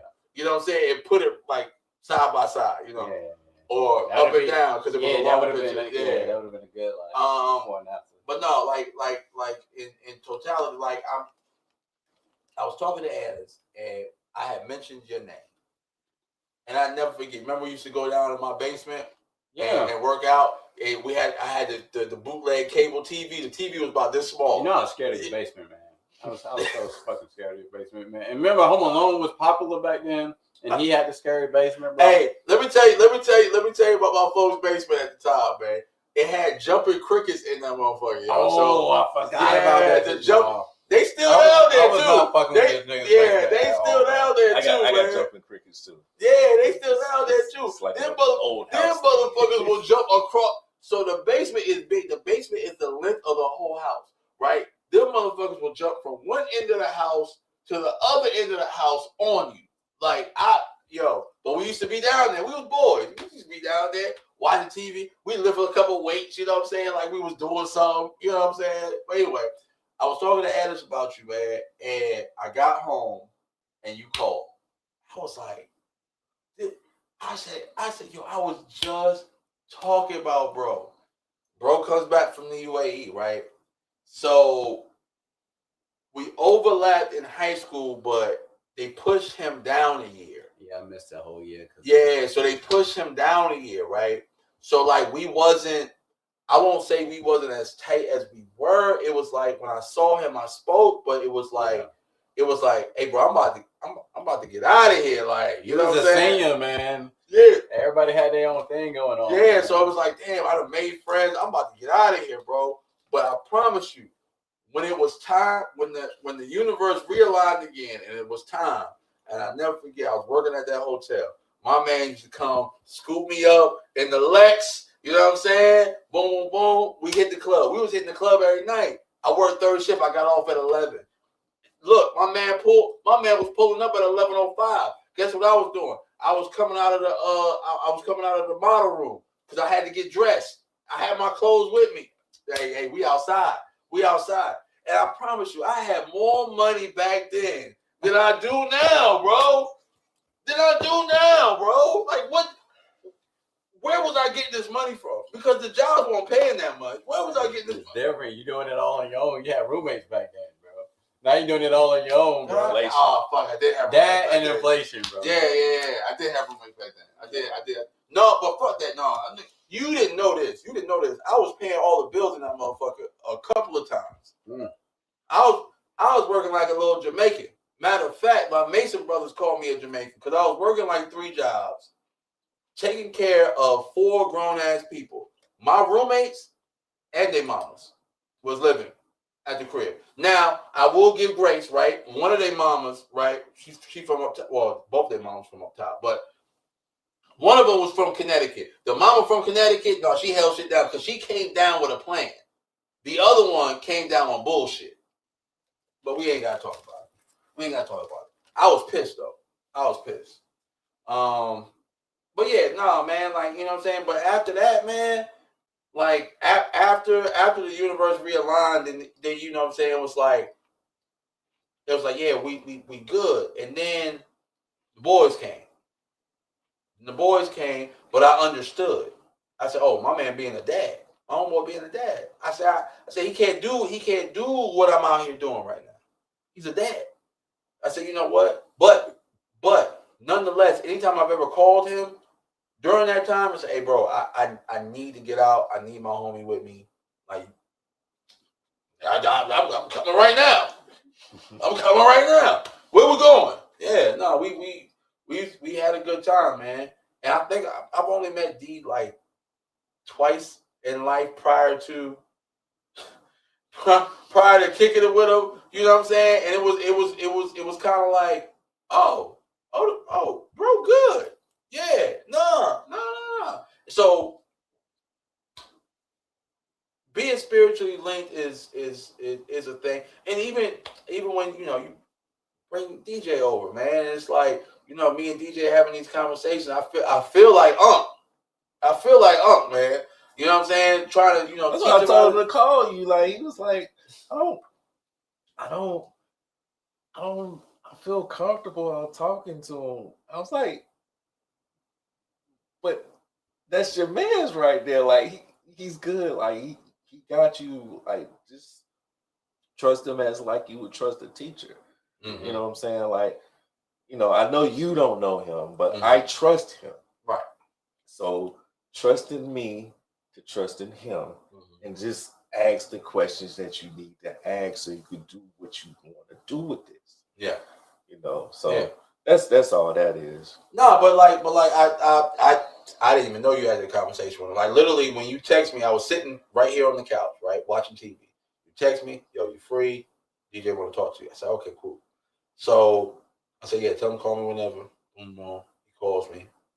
No, he texts me first. He said, I'll call you after I eat. I said, all right, cool. He calls me.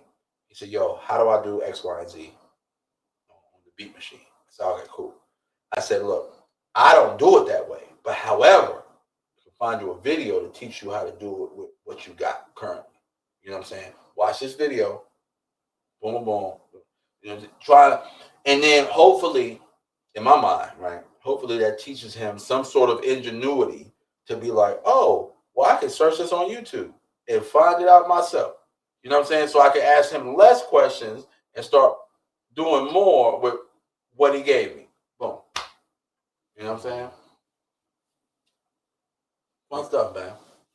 It takes a village, man. Yeah, but you know, but going back to be spiritually linked, I don't feel funny talking to DJ because I feel like DJ is an extension of you.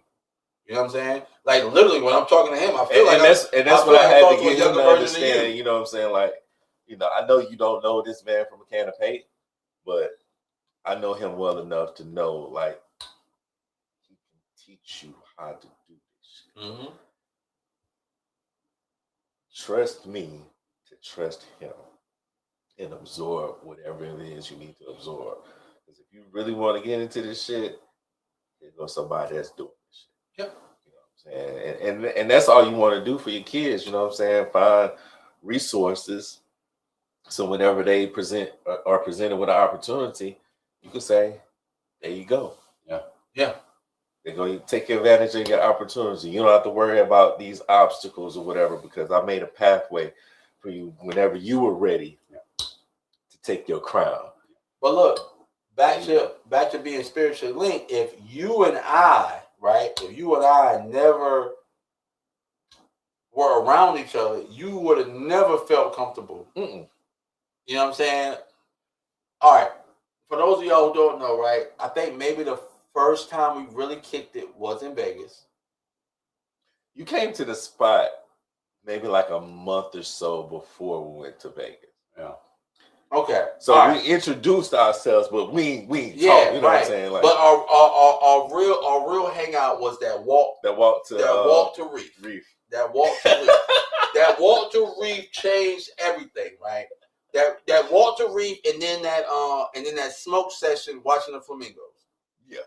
Those two things kind of changed, but you know what I'm saying? It's like, okay, well, we bonded niggas together, man. Hey, yo, nah, for sure, man. But like, you know, it was like, okay, yeah. Oh, you do the same thing I do. Oh, you do this because you know I don't smoke weed like that, but I'll take a puff or two. You know what I'm saying? Like I'll burn the blunt out. You know what I'm saying? Like, you know, I do what I need to do. You know, my nigga was putting drops in water bottles. I said, oh, yeah, that's too much. That's too much. Let's stop it right there. I did have that's illegal.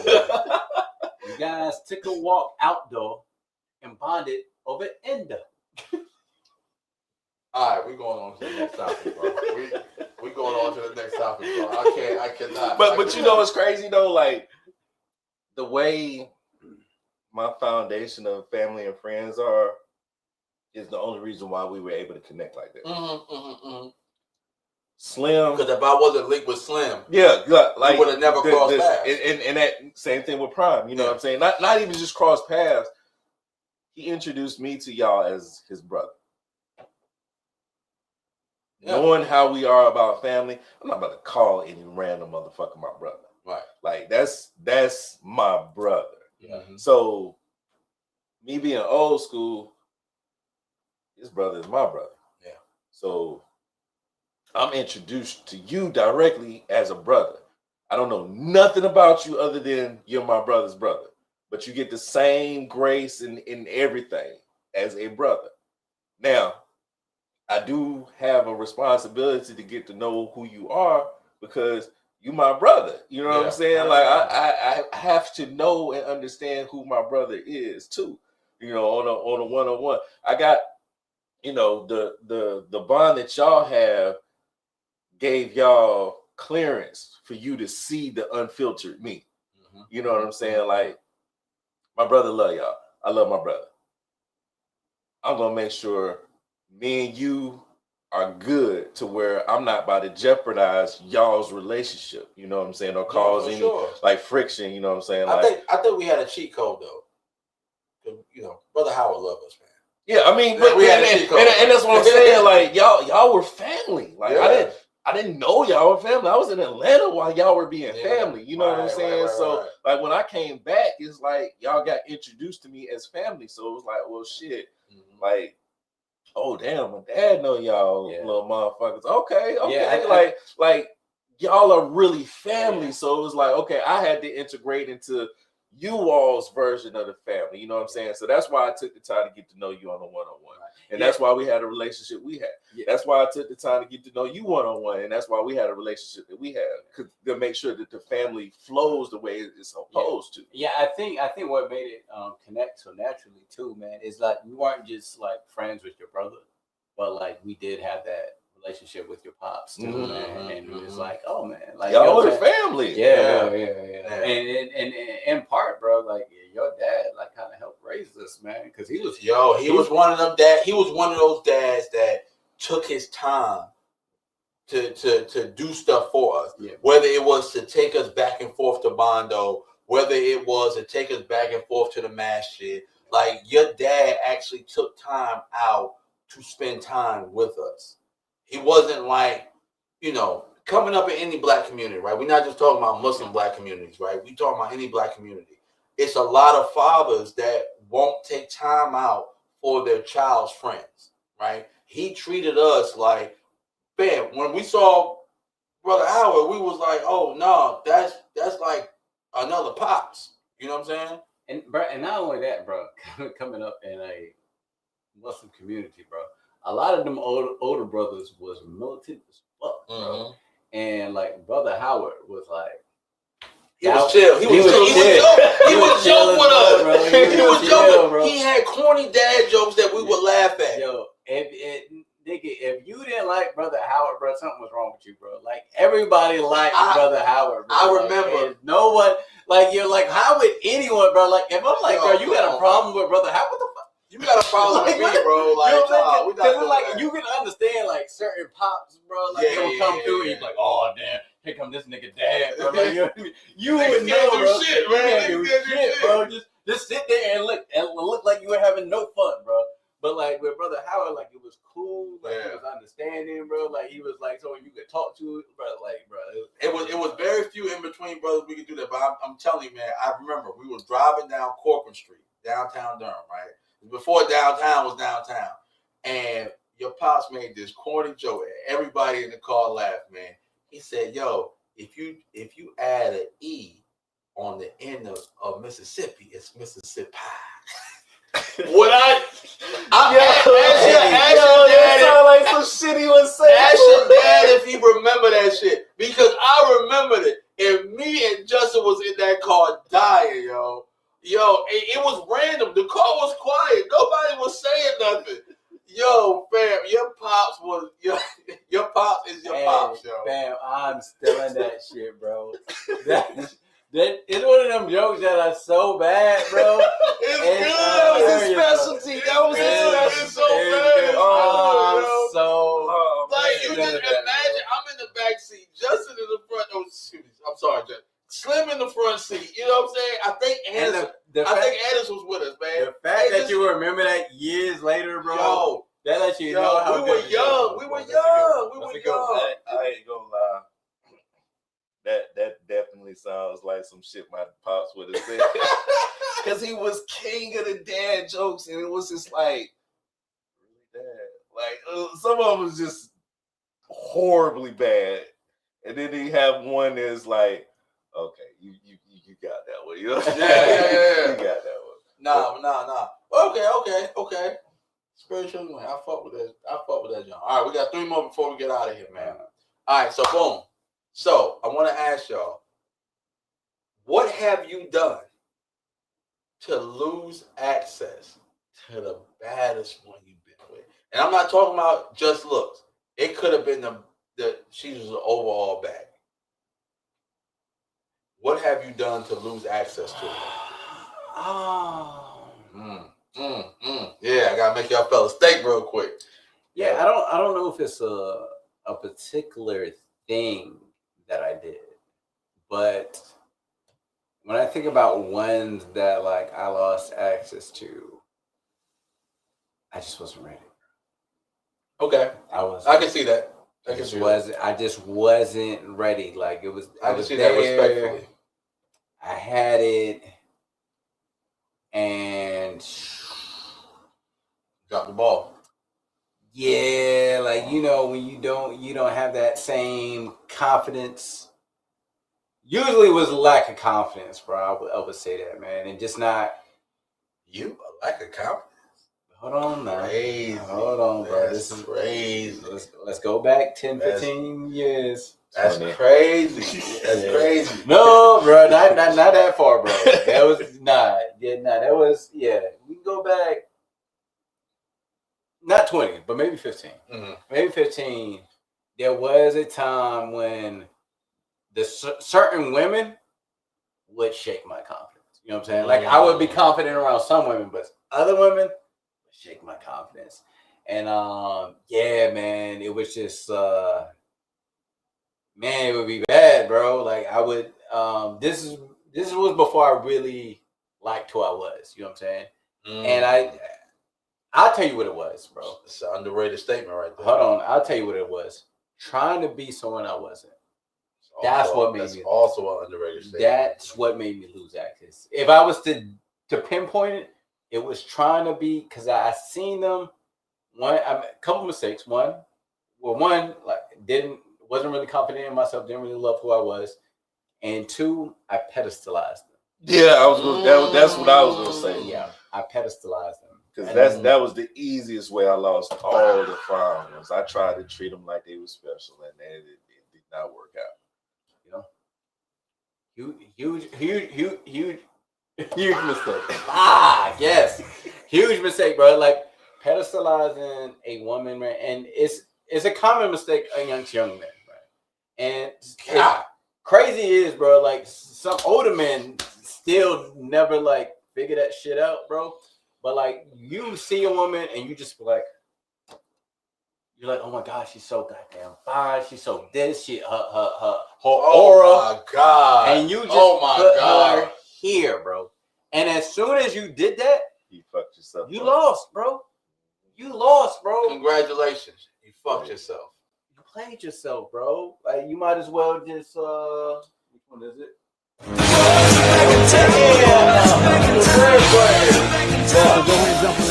as well go ahead and jump in that portal, bro. Because like when you do that, bro, like bro, it's a wrap, man.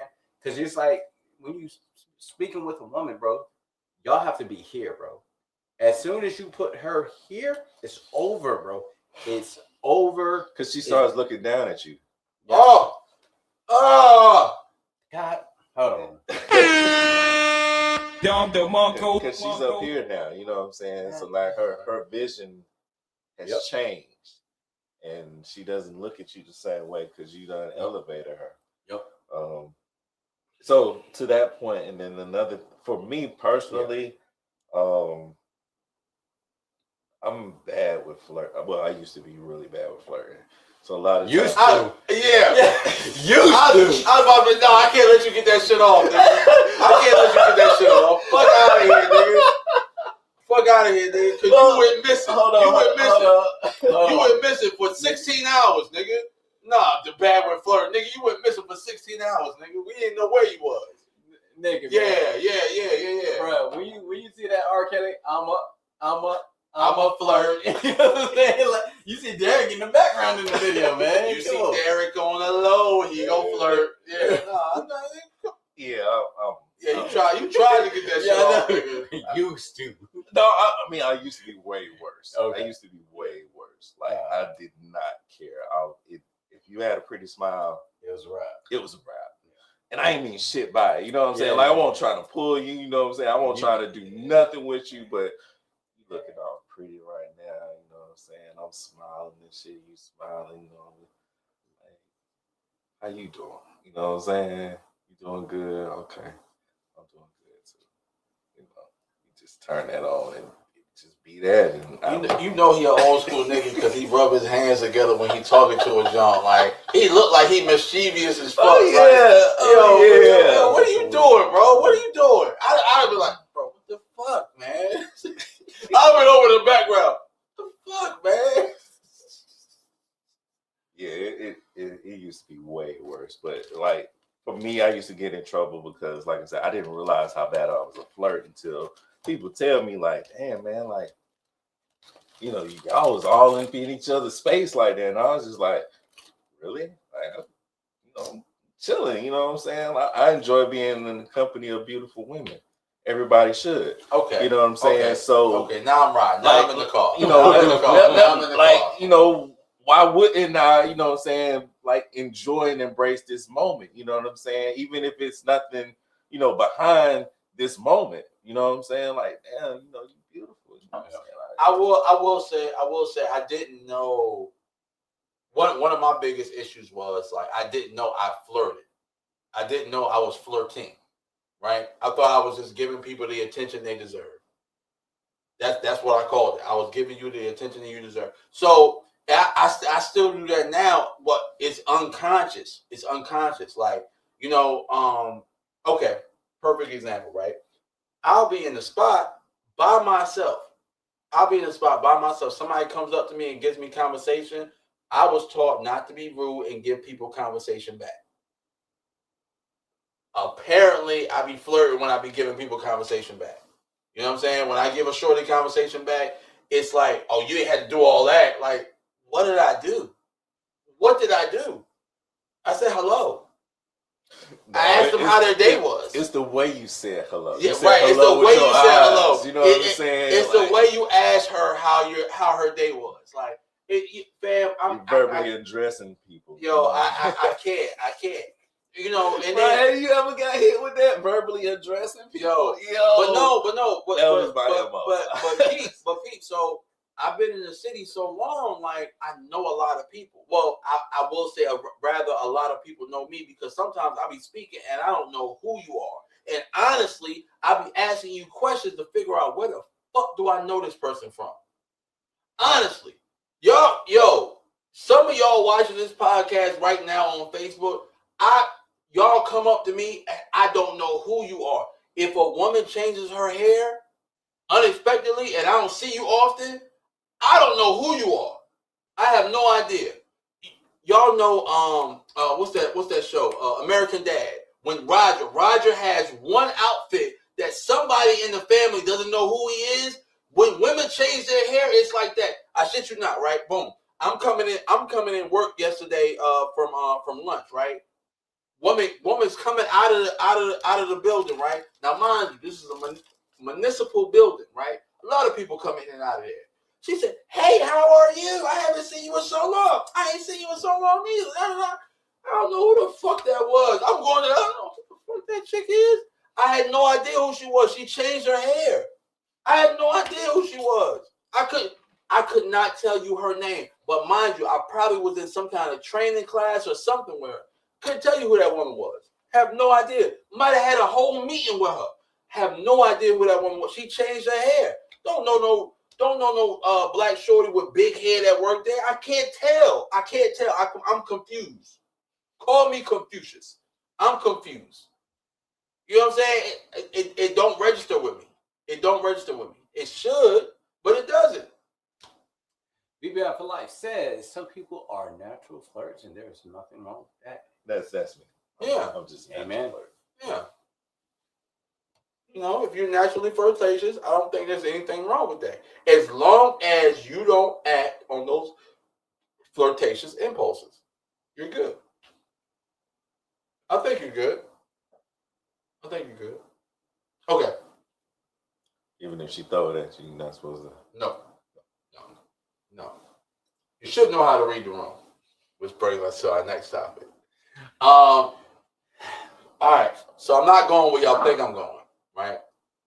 I feel like if you're dealing with a woman, she should be able to read the room. Hear me out. If you're dealing with a significant other, and I say a significant, I won't say a woman because guys need to learn this too. If you're dealing with a significant other, you should know how to read the room, right? For instance, right? If I'm in a space to where I don't want to have fucking unimportant conversation, read the fucking room. Read the fucking room. Because if I say, oh, that's crazy, more than twice, read the fucking room. Read the fucking room, yo. Like I hate it. I hate it to where people force small talk. If I'm giving you short answers, it's a reason why. Hey, yo, fam, I'm really not trying to have a whole conversation right now. You know what I'm saying? But you got to understand with your significant other, sometimes they're just cool with being in your presence. We don't have to talk. Talking is not, that's not the only form of communication, right? We don't have to talk. We can just be in each other's presence. That's communicating. That's a form of communication. Like, look, I'm in your presence. I took time out of my fucking day to be in your presence. Fam, we don't have to have small talk. Read the fucking room. How y'all fellas feel about that? I'm 100% on board, man.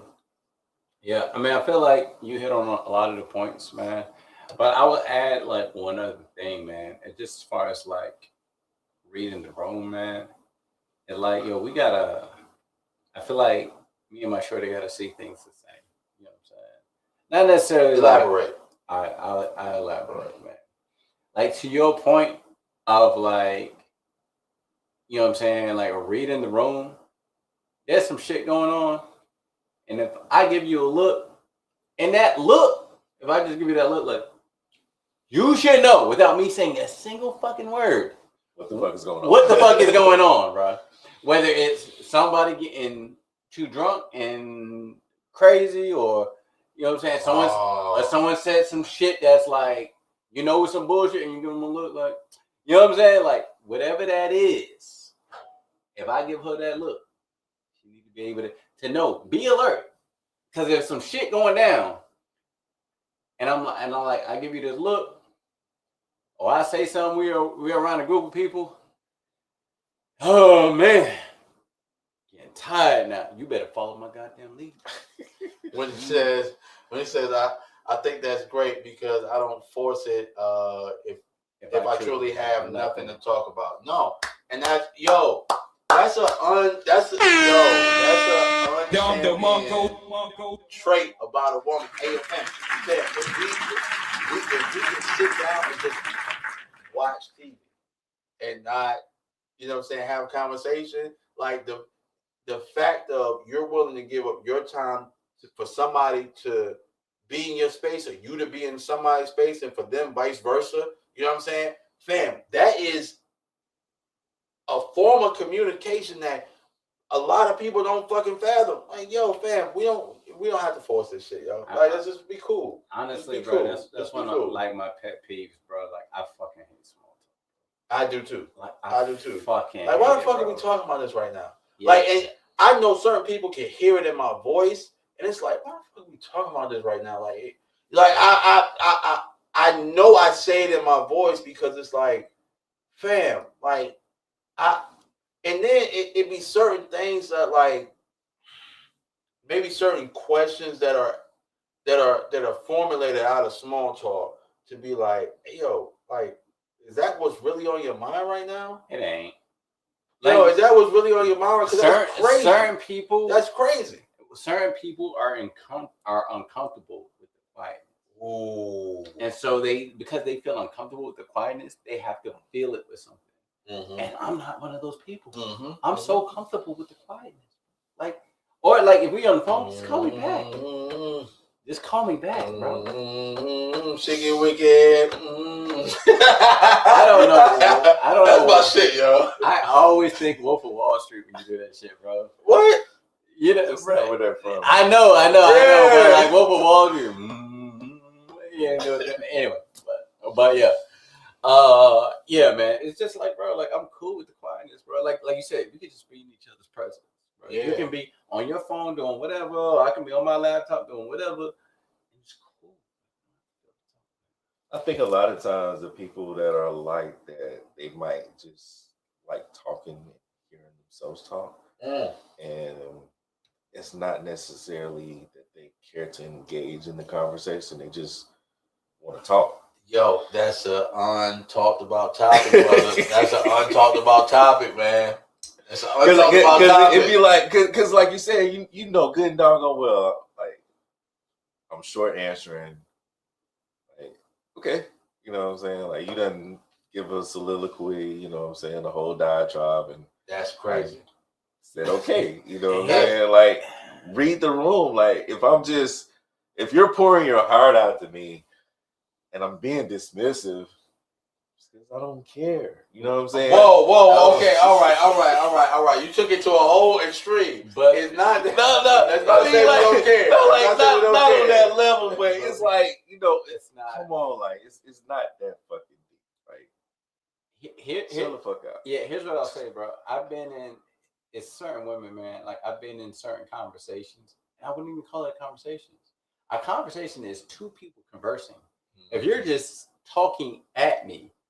And I'm just saying, and that's what I meant by not caring, because you just talking for the sake of talking at this point in time. You know what I'm saying? And if I'm hitting you with the word, that's crazy. That's crazy. That's my favorite. Damn, that's crazy, yo. I do one of these. Damn, that's crazy. Yeah. Word. Yo, one time, bro, like a girl that moved on from a whole nother topic. And I tuned out, bro. I was still on the last topic.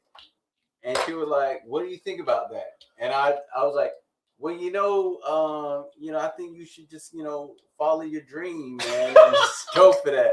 And she was like, I'm talking about the TV show. I'm like, oh shit. Like, oh damn.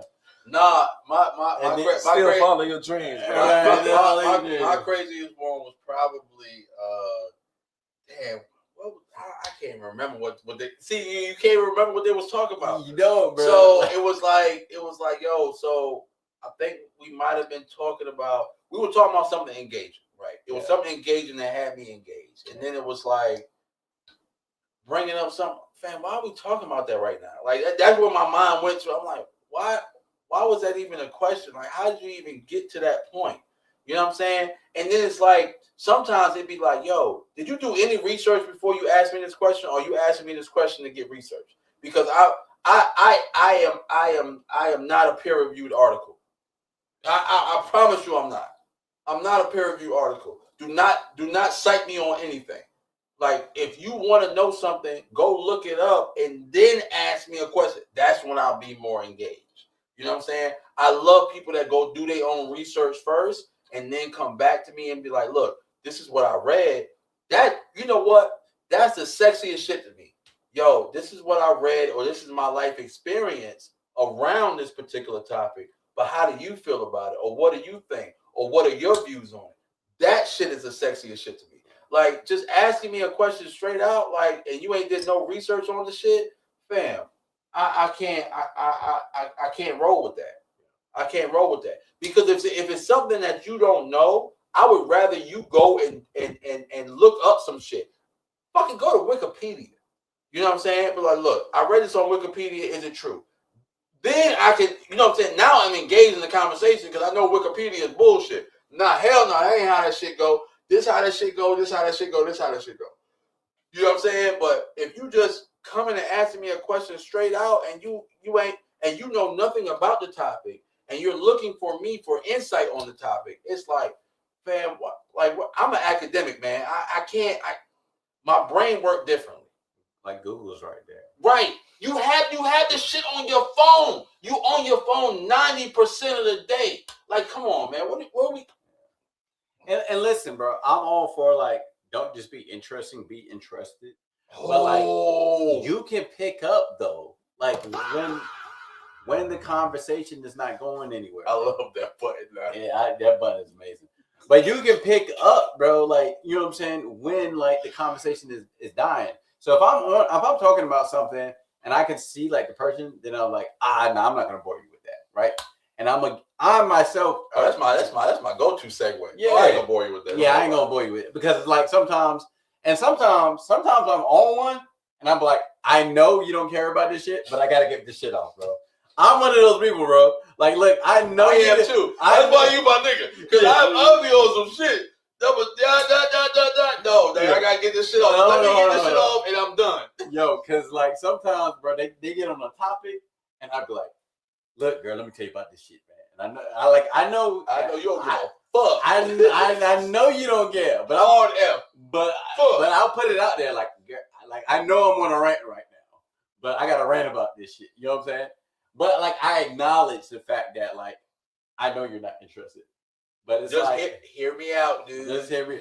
But it's so crazy. I got something to say, goddamn. But it's so crazy how people are oblivious to the fact that like the other person has no interest at all. You know what I'm saying? But I know like sometimes like when me and you get on our nerve shit and he just like nigga. Hey, look, we did that Super Bowl. Right? So me, him, and Slim were talking about Marvel movies, DC movies, how we should be casted as the directors for these DC movies to get DC back on track. This nigga D is in the corner like, oh. And I looked over at him. I said, he over there. He was scrolling through his phone. I said, he over there thinking, fucking nerds. Fucking nerds with that nerd shit. You know what I'm saying? But see, the good thing is cool. But we acknowledge the fact that he don't give a fuck. He don't give a fuck. And I feel like that's how you read the room. You know what I'm saying? That's how you read the room. And the room had more people that was invested in the conversation than not invested in the conversation. Yeah. So it was cool that y'all had the conversation. Right. I just didn't give a fuck about the conversation. Right. Like when y'all started talking about something I care about, then I'll be in there. You know what I'm saying? Right. But you know, reading the room is important, man. And as long as you got the majority, you know what I'm saying? Yeah, man, run that shit. Run that shit. That was a good topic, man. I just want to see what y'all think about it, man. All right, so listen. I'm not changing who I am for a woman. So boom. It goes back to your point earlier, right? When you changed yourself, you wasn't yourself dealing with particular women. I'm not changing who I am for any woman. I'm Bob. I'm gonna be Bob on Monday through Sunday. Probably twice on Friday. You feel me? So the way that I move is gonna be the way that I move for life, right? So my pops gave me this jewel, man, and I was 14 when he gave it to me. He gave me a lot of shit at 14 that it didn't make sense until I talked to my therapist. I got a new therapist. I didn't tell y'all. I got a new therapist. And she Muslim too. I think you mentioned it. I did mention it. Oh, she cool as shit. Yeah, I like my new therapist. And she from up north, man. I fuck with her heavy, man. But anyway, my pops gave we was talking about this particular topic, right? So my pops gave me a jewel, man, and at 14, and I didn't know what it meant until it was after 25. It was after I was a full-fledged adult. You know what I'm saying? But my pops said people are like trees. Once them roots get in there, they might sway, they might lose branches, they might lose leaves, but they not moving. People are people, right? You're going to be who you are. I'm not uprooting myself for no fucking body. I am me. I got my goals. I got my dreams. I got my aspirations. I'm not uprooting myself for no fucking body. You know what I'm saying? And I know that at the end of the day, the vision I have for myself is only going to expound on whoever decides to join with me. I'm not changing myself for nobody, bro. You know what I'm saying? I'm not changing myself for no friends. I'm not changing myself for no lovers. I'm not changing myself for my family. I'm me. You know what I'm saying? And a lot of people don't realize that you are who you are regardless of what they think about you. A lot of people do shit to appease other people. They uproot themselves to appease other people. But do you physically know how hard it is to uproot an old tree? Now, young trees, yeah, you can uproot them, right? Trees that are young, right? They still got the strings attached to them.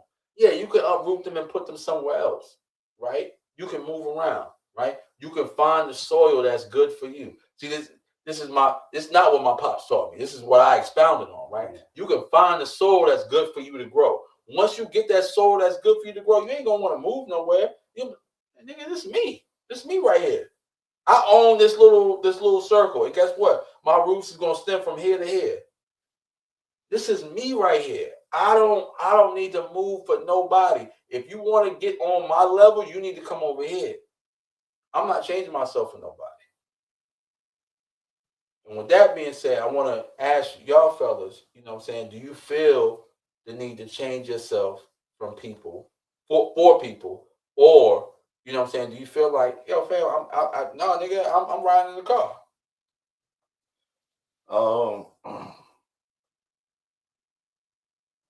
Changing, no.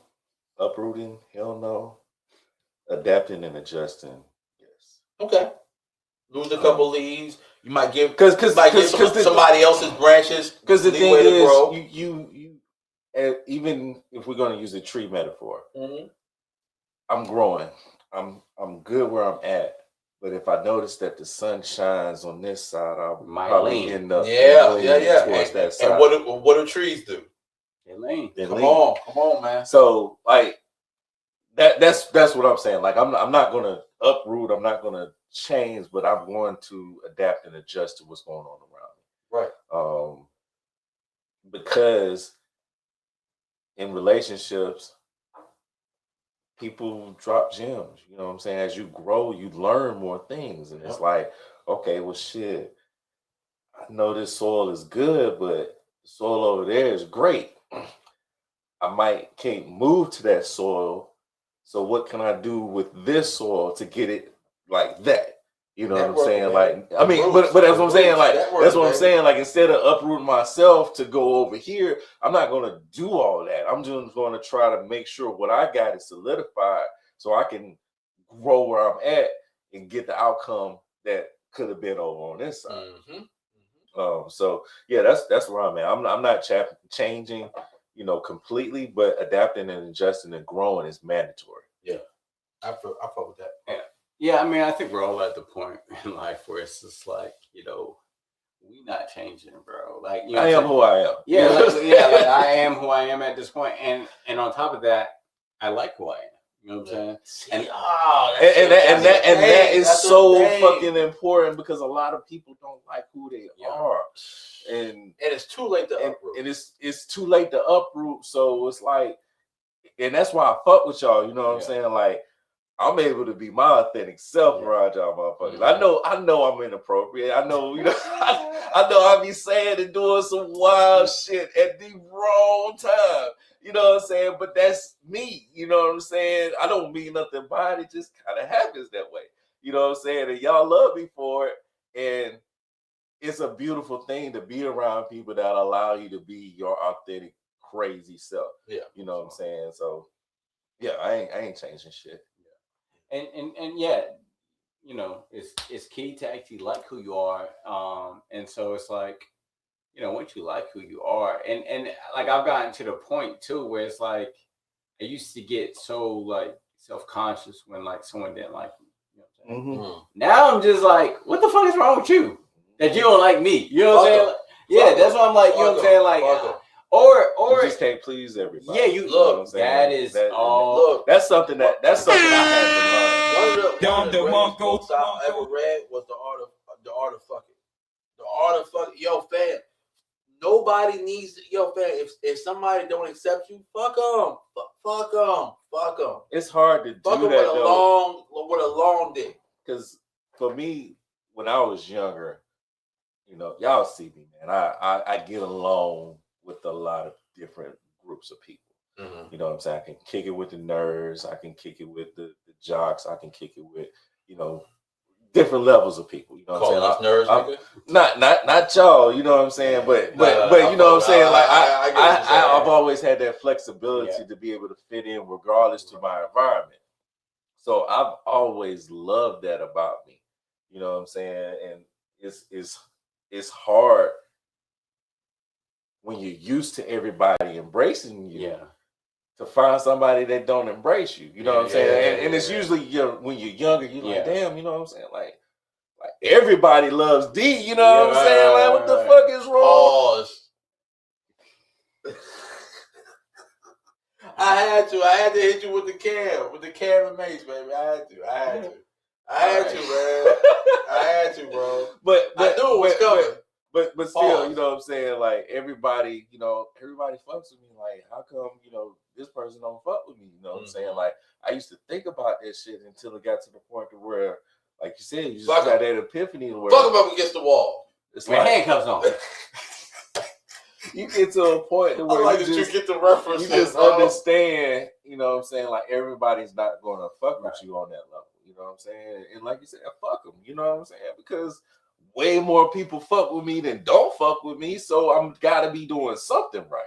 You know what I'm saying? So stay the course. So my thing when I was younger was that I did have an issue with we're going to get to your comment in a second. I did have an issue with some people not fucking with me because of the rooms I was in. Right, I was in certain rooms early. Right, so I'll give you an example. Right, and I always talk about Knife on here. I was in rooms with Knife early. Like I wish I was this age in rooms with Knife because I probably wouldn't have gave a fuck. You know what I'm saying? So certain things were happening. Right, so. Let me paint the picture for y'all, right? So there was a lot of cats coming to Ninth Studio, Rap City being one of them, right? Rap City was still working at Foot Locker. You know what I'm saying? So she was still regular girl from North Carolina. Like that was big sis to me, right? It was relationships I had with certain people, right? But some relationships were stronger than others, right? So the cats that introduced me to Ninth, I tended to be a little bit closer to them, and I kind of wish I would have fell off from them and adjusted to the people that had been there longer, because when Ninth was picking cats for tracks and not picking cats for tracks, people had egos, people had this, people had that, and I felt like they put me into a section where I felt like, oh, Knife is treating everybody the same. No, he wasn't. He wanted you to be better. He wanted you to be better, right? So what you need to do to get better, you need to lock in, right? So I wish I would have had that the mindset I got now. I wish I would have had it then. Matter of fact, I had a conversation with him a couple of homecomings ago. So he throw a party every homecoming, right? So I saw him at the homecoming, and I actually saw him as he was walking into the club. I was walking out because I had another spot to go to because, it's homecoming. You know what I'm saying? Stopping by here for a minute. I ain't going to be here all night, right? So I actually called him and had a conversation with him. I was like, look, Knife, like, boom, this is what it is, blah, blah, blah. He was like, no, it was never like that. What it was like was you let them justify how I felt about you. I always thought you was dope. I said, oh, shit. I said, yeah, man, if I would have put a little bit more time in, you know what I'm saying, I could have been on that level. You know what I'm saying? I could have been doing this, been doing that. You know what I'm saying? So, I always think about that when we talk about conversations like this. I think that brings up a good point. To like what Treat says, it's refreshing / freeing at this stage in life to love who you are and be sure of yourself. But to hop on your point, man, about the thing with Ninth, man, is I think part of that is, and also tying it into the, wanting to please everyone and learning not to please everyone. Yep. I think that's something that gets a lot of people in their 20s trying to, like, you need to be validated by everybody. And like now I'm at the point, or the majority, right? Or the majority. Yep. And now I'm at the point in my life where it's like, one, I'm so sure in myself that I don't need the approval of the majority. You know what I'm saying? I know who I am. I know my values. I know my morals. But I'm not so immature to say like, oh, I don't care what no one thinks. No, I care what a handful of people think. And that's it, bro. If the people within my circle, I value their opinions, bro. Because you can't be so arrogant where you say, I don't care what anybody thinks. You can't be that arrogant. Yeah. Because then now you're not open to criticism and adapting and changing. But you got to understand whose opinions to value, whose opinions not to value. The people I love, the people I respect, those are the people's opinions I care about. Yeah. People on social media, people on Facebook, I don't give a fuck about what they say. I can post some shit and everyone be like, oh my God, you're so stupid, I hate it. I don't give a fuck. I will still. I be posting shit all the time. Yeah, I will still stand on my shit, bro. Like I don't give a fuck, bro. As long as like my niggas, bro, and like people I love and care about, like if they like, bro, I saw that shit you was talking, bro. Respect. As long as they give me that, I'm standing against the fucking world. 10 toes down. 10 toes down, bro. Like, you know what I'm saying? As long as I got that. But if my mans, my boys, my brothers come to me and be like, bro, like Prime.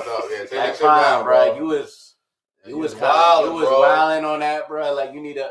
Then I'm like, all right, hold on, let me think on that. I was probably wilding a little bit. You know what I'm saying? And as long as like it doesn't go against like probably like the only thing that would supersede that is like my religion. Like as long as it doesn't go against God, then like all right, cool. Like you know what I'm saying? Like I'm with it. You know what I'm saying? So it's like God and then my close circle. You know what I'm saying? So as long as all those family football. Right. So as long as them things align, bro, you know what I'm saying? You see how I segued everything together? Oh my God, the Super Bowl. Okay, all right. Look, man, we gotta get out of here, man. We appreciate y'all. We love y'all, man. Any last thoughts before we get out of here, man? Oh shit. I got one for you guys. Oh shit. Here we go. So, what do you call it when an amputee does kung fu? Martial arts. Get the fuck out. Get the fuck out.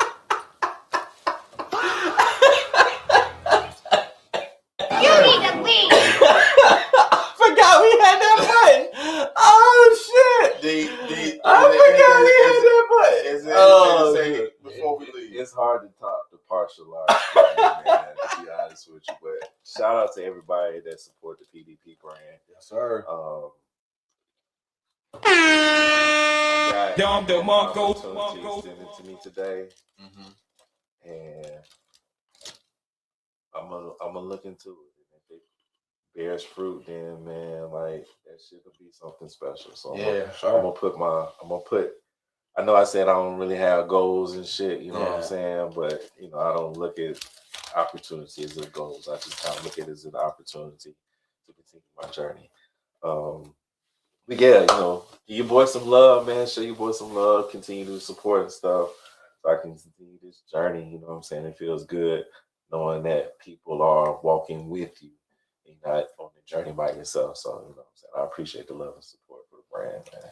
You know what? And that actually gave me an idea. I should probably put the podcast on there too. Do that, yeah. So yeah, I'm gonna do that. All right. So first and foremost, you are your brand, baby. Yeah, we are the brand. So look, first and foremost, make sure y'all hop in that merch store. We got merch. That's the legal shirt is coming. That's the legal hoodie is coming, and I know it's getting warm outside. It was 65 degrees today. Oh, I'm loving it. I'm loving it. Fuck that fucking groundhog. Talking about 6 more weeks of winter. Fuck that fucking groundhog, yo. Fuck you, Phil. Yeah, you Phil. That's what they you know he got a wife. I found out he got a wife today. He got a wife and kids. The kids are named Sun and Moon. Fucking hippie names. For I'm all right. I'm not. Let's get out of here. Yeah, let's get out of here. Make sure you join the gang. Gang. That link is in the description below. You have to join the gang to win the money at the end of the year. Yes, we give away money. Shouts out to last year's winner, Pecan Pie. Yeah. Shout out to last year's winner, man. Mississippi Pie. That's hilarious. It's hard to beat that joke. It's really. I always didn't want to do my joke because I was like, damn, that's hard to beat, bro. Yeah. For sure. Make sure you follow the podcast at D&D Pod on Instagram, Drinks Discussion Podcast, everywhere else. Follow me, KingBot, KBNGBAK, on all social media platforms. On Twitch, KingBot973. On Facebook, KingBot Gaming. Make sure you follow my man Prime at I Will Agree, the number 2 disagree, agree to disagree everywhere else. Picture _ photography, picturethatphotography.com. Make sure you follow my man D for his photos. We love y'all. We appreciate y'all. And we out of here. Peace.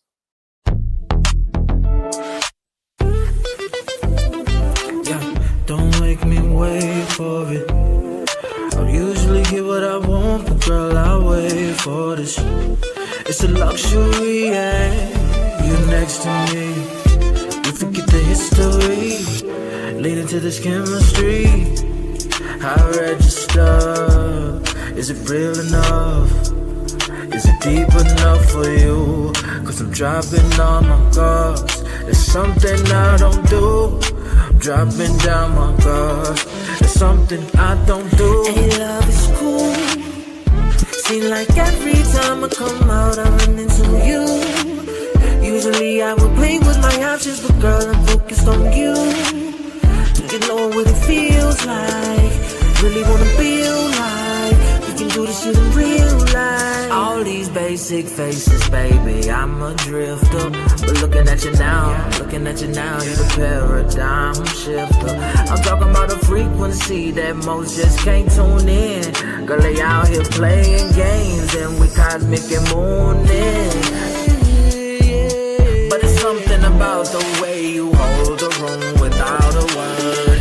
Got me feeling things I usually see, it's so absurd. Been traveling the world, seeing baddies and top models back up in the hills. But they all empty-minded, baby, and they only look for the thrill.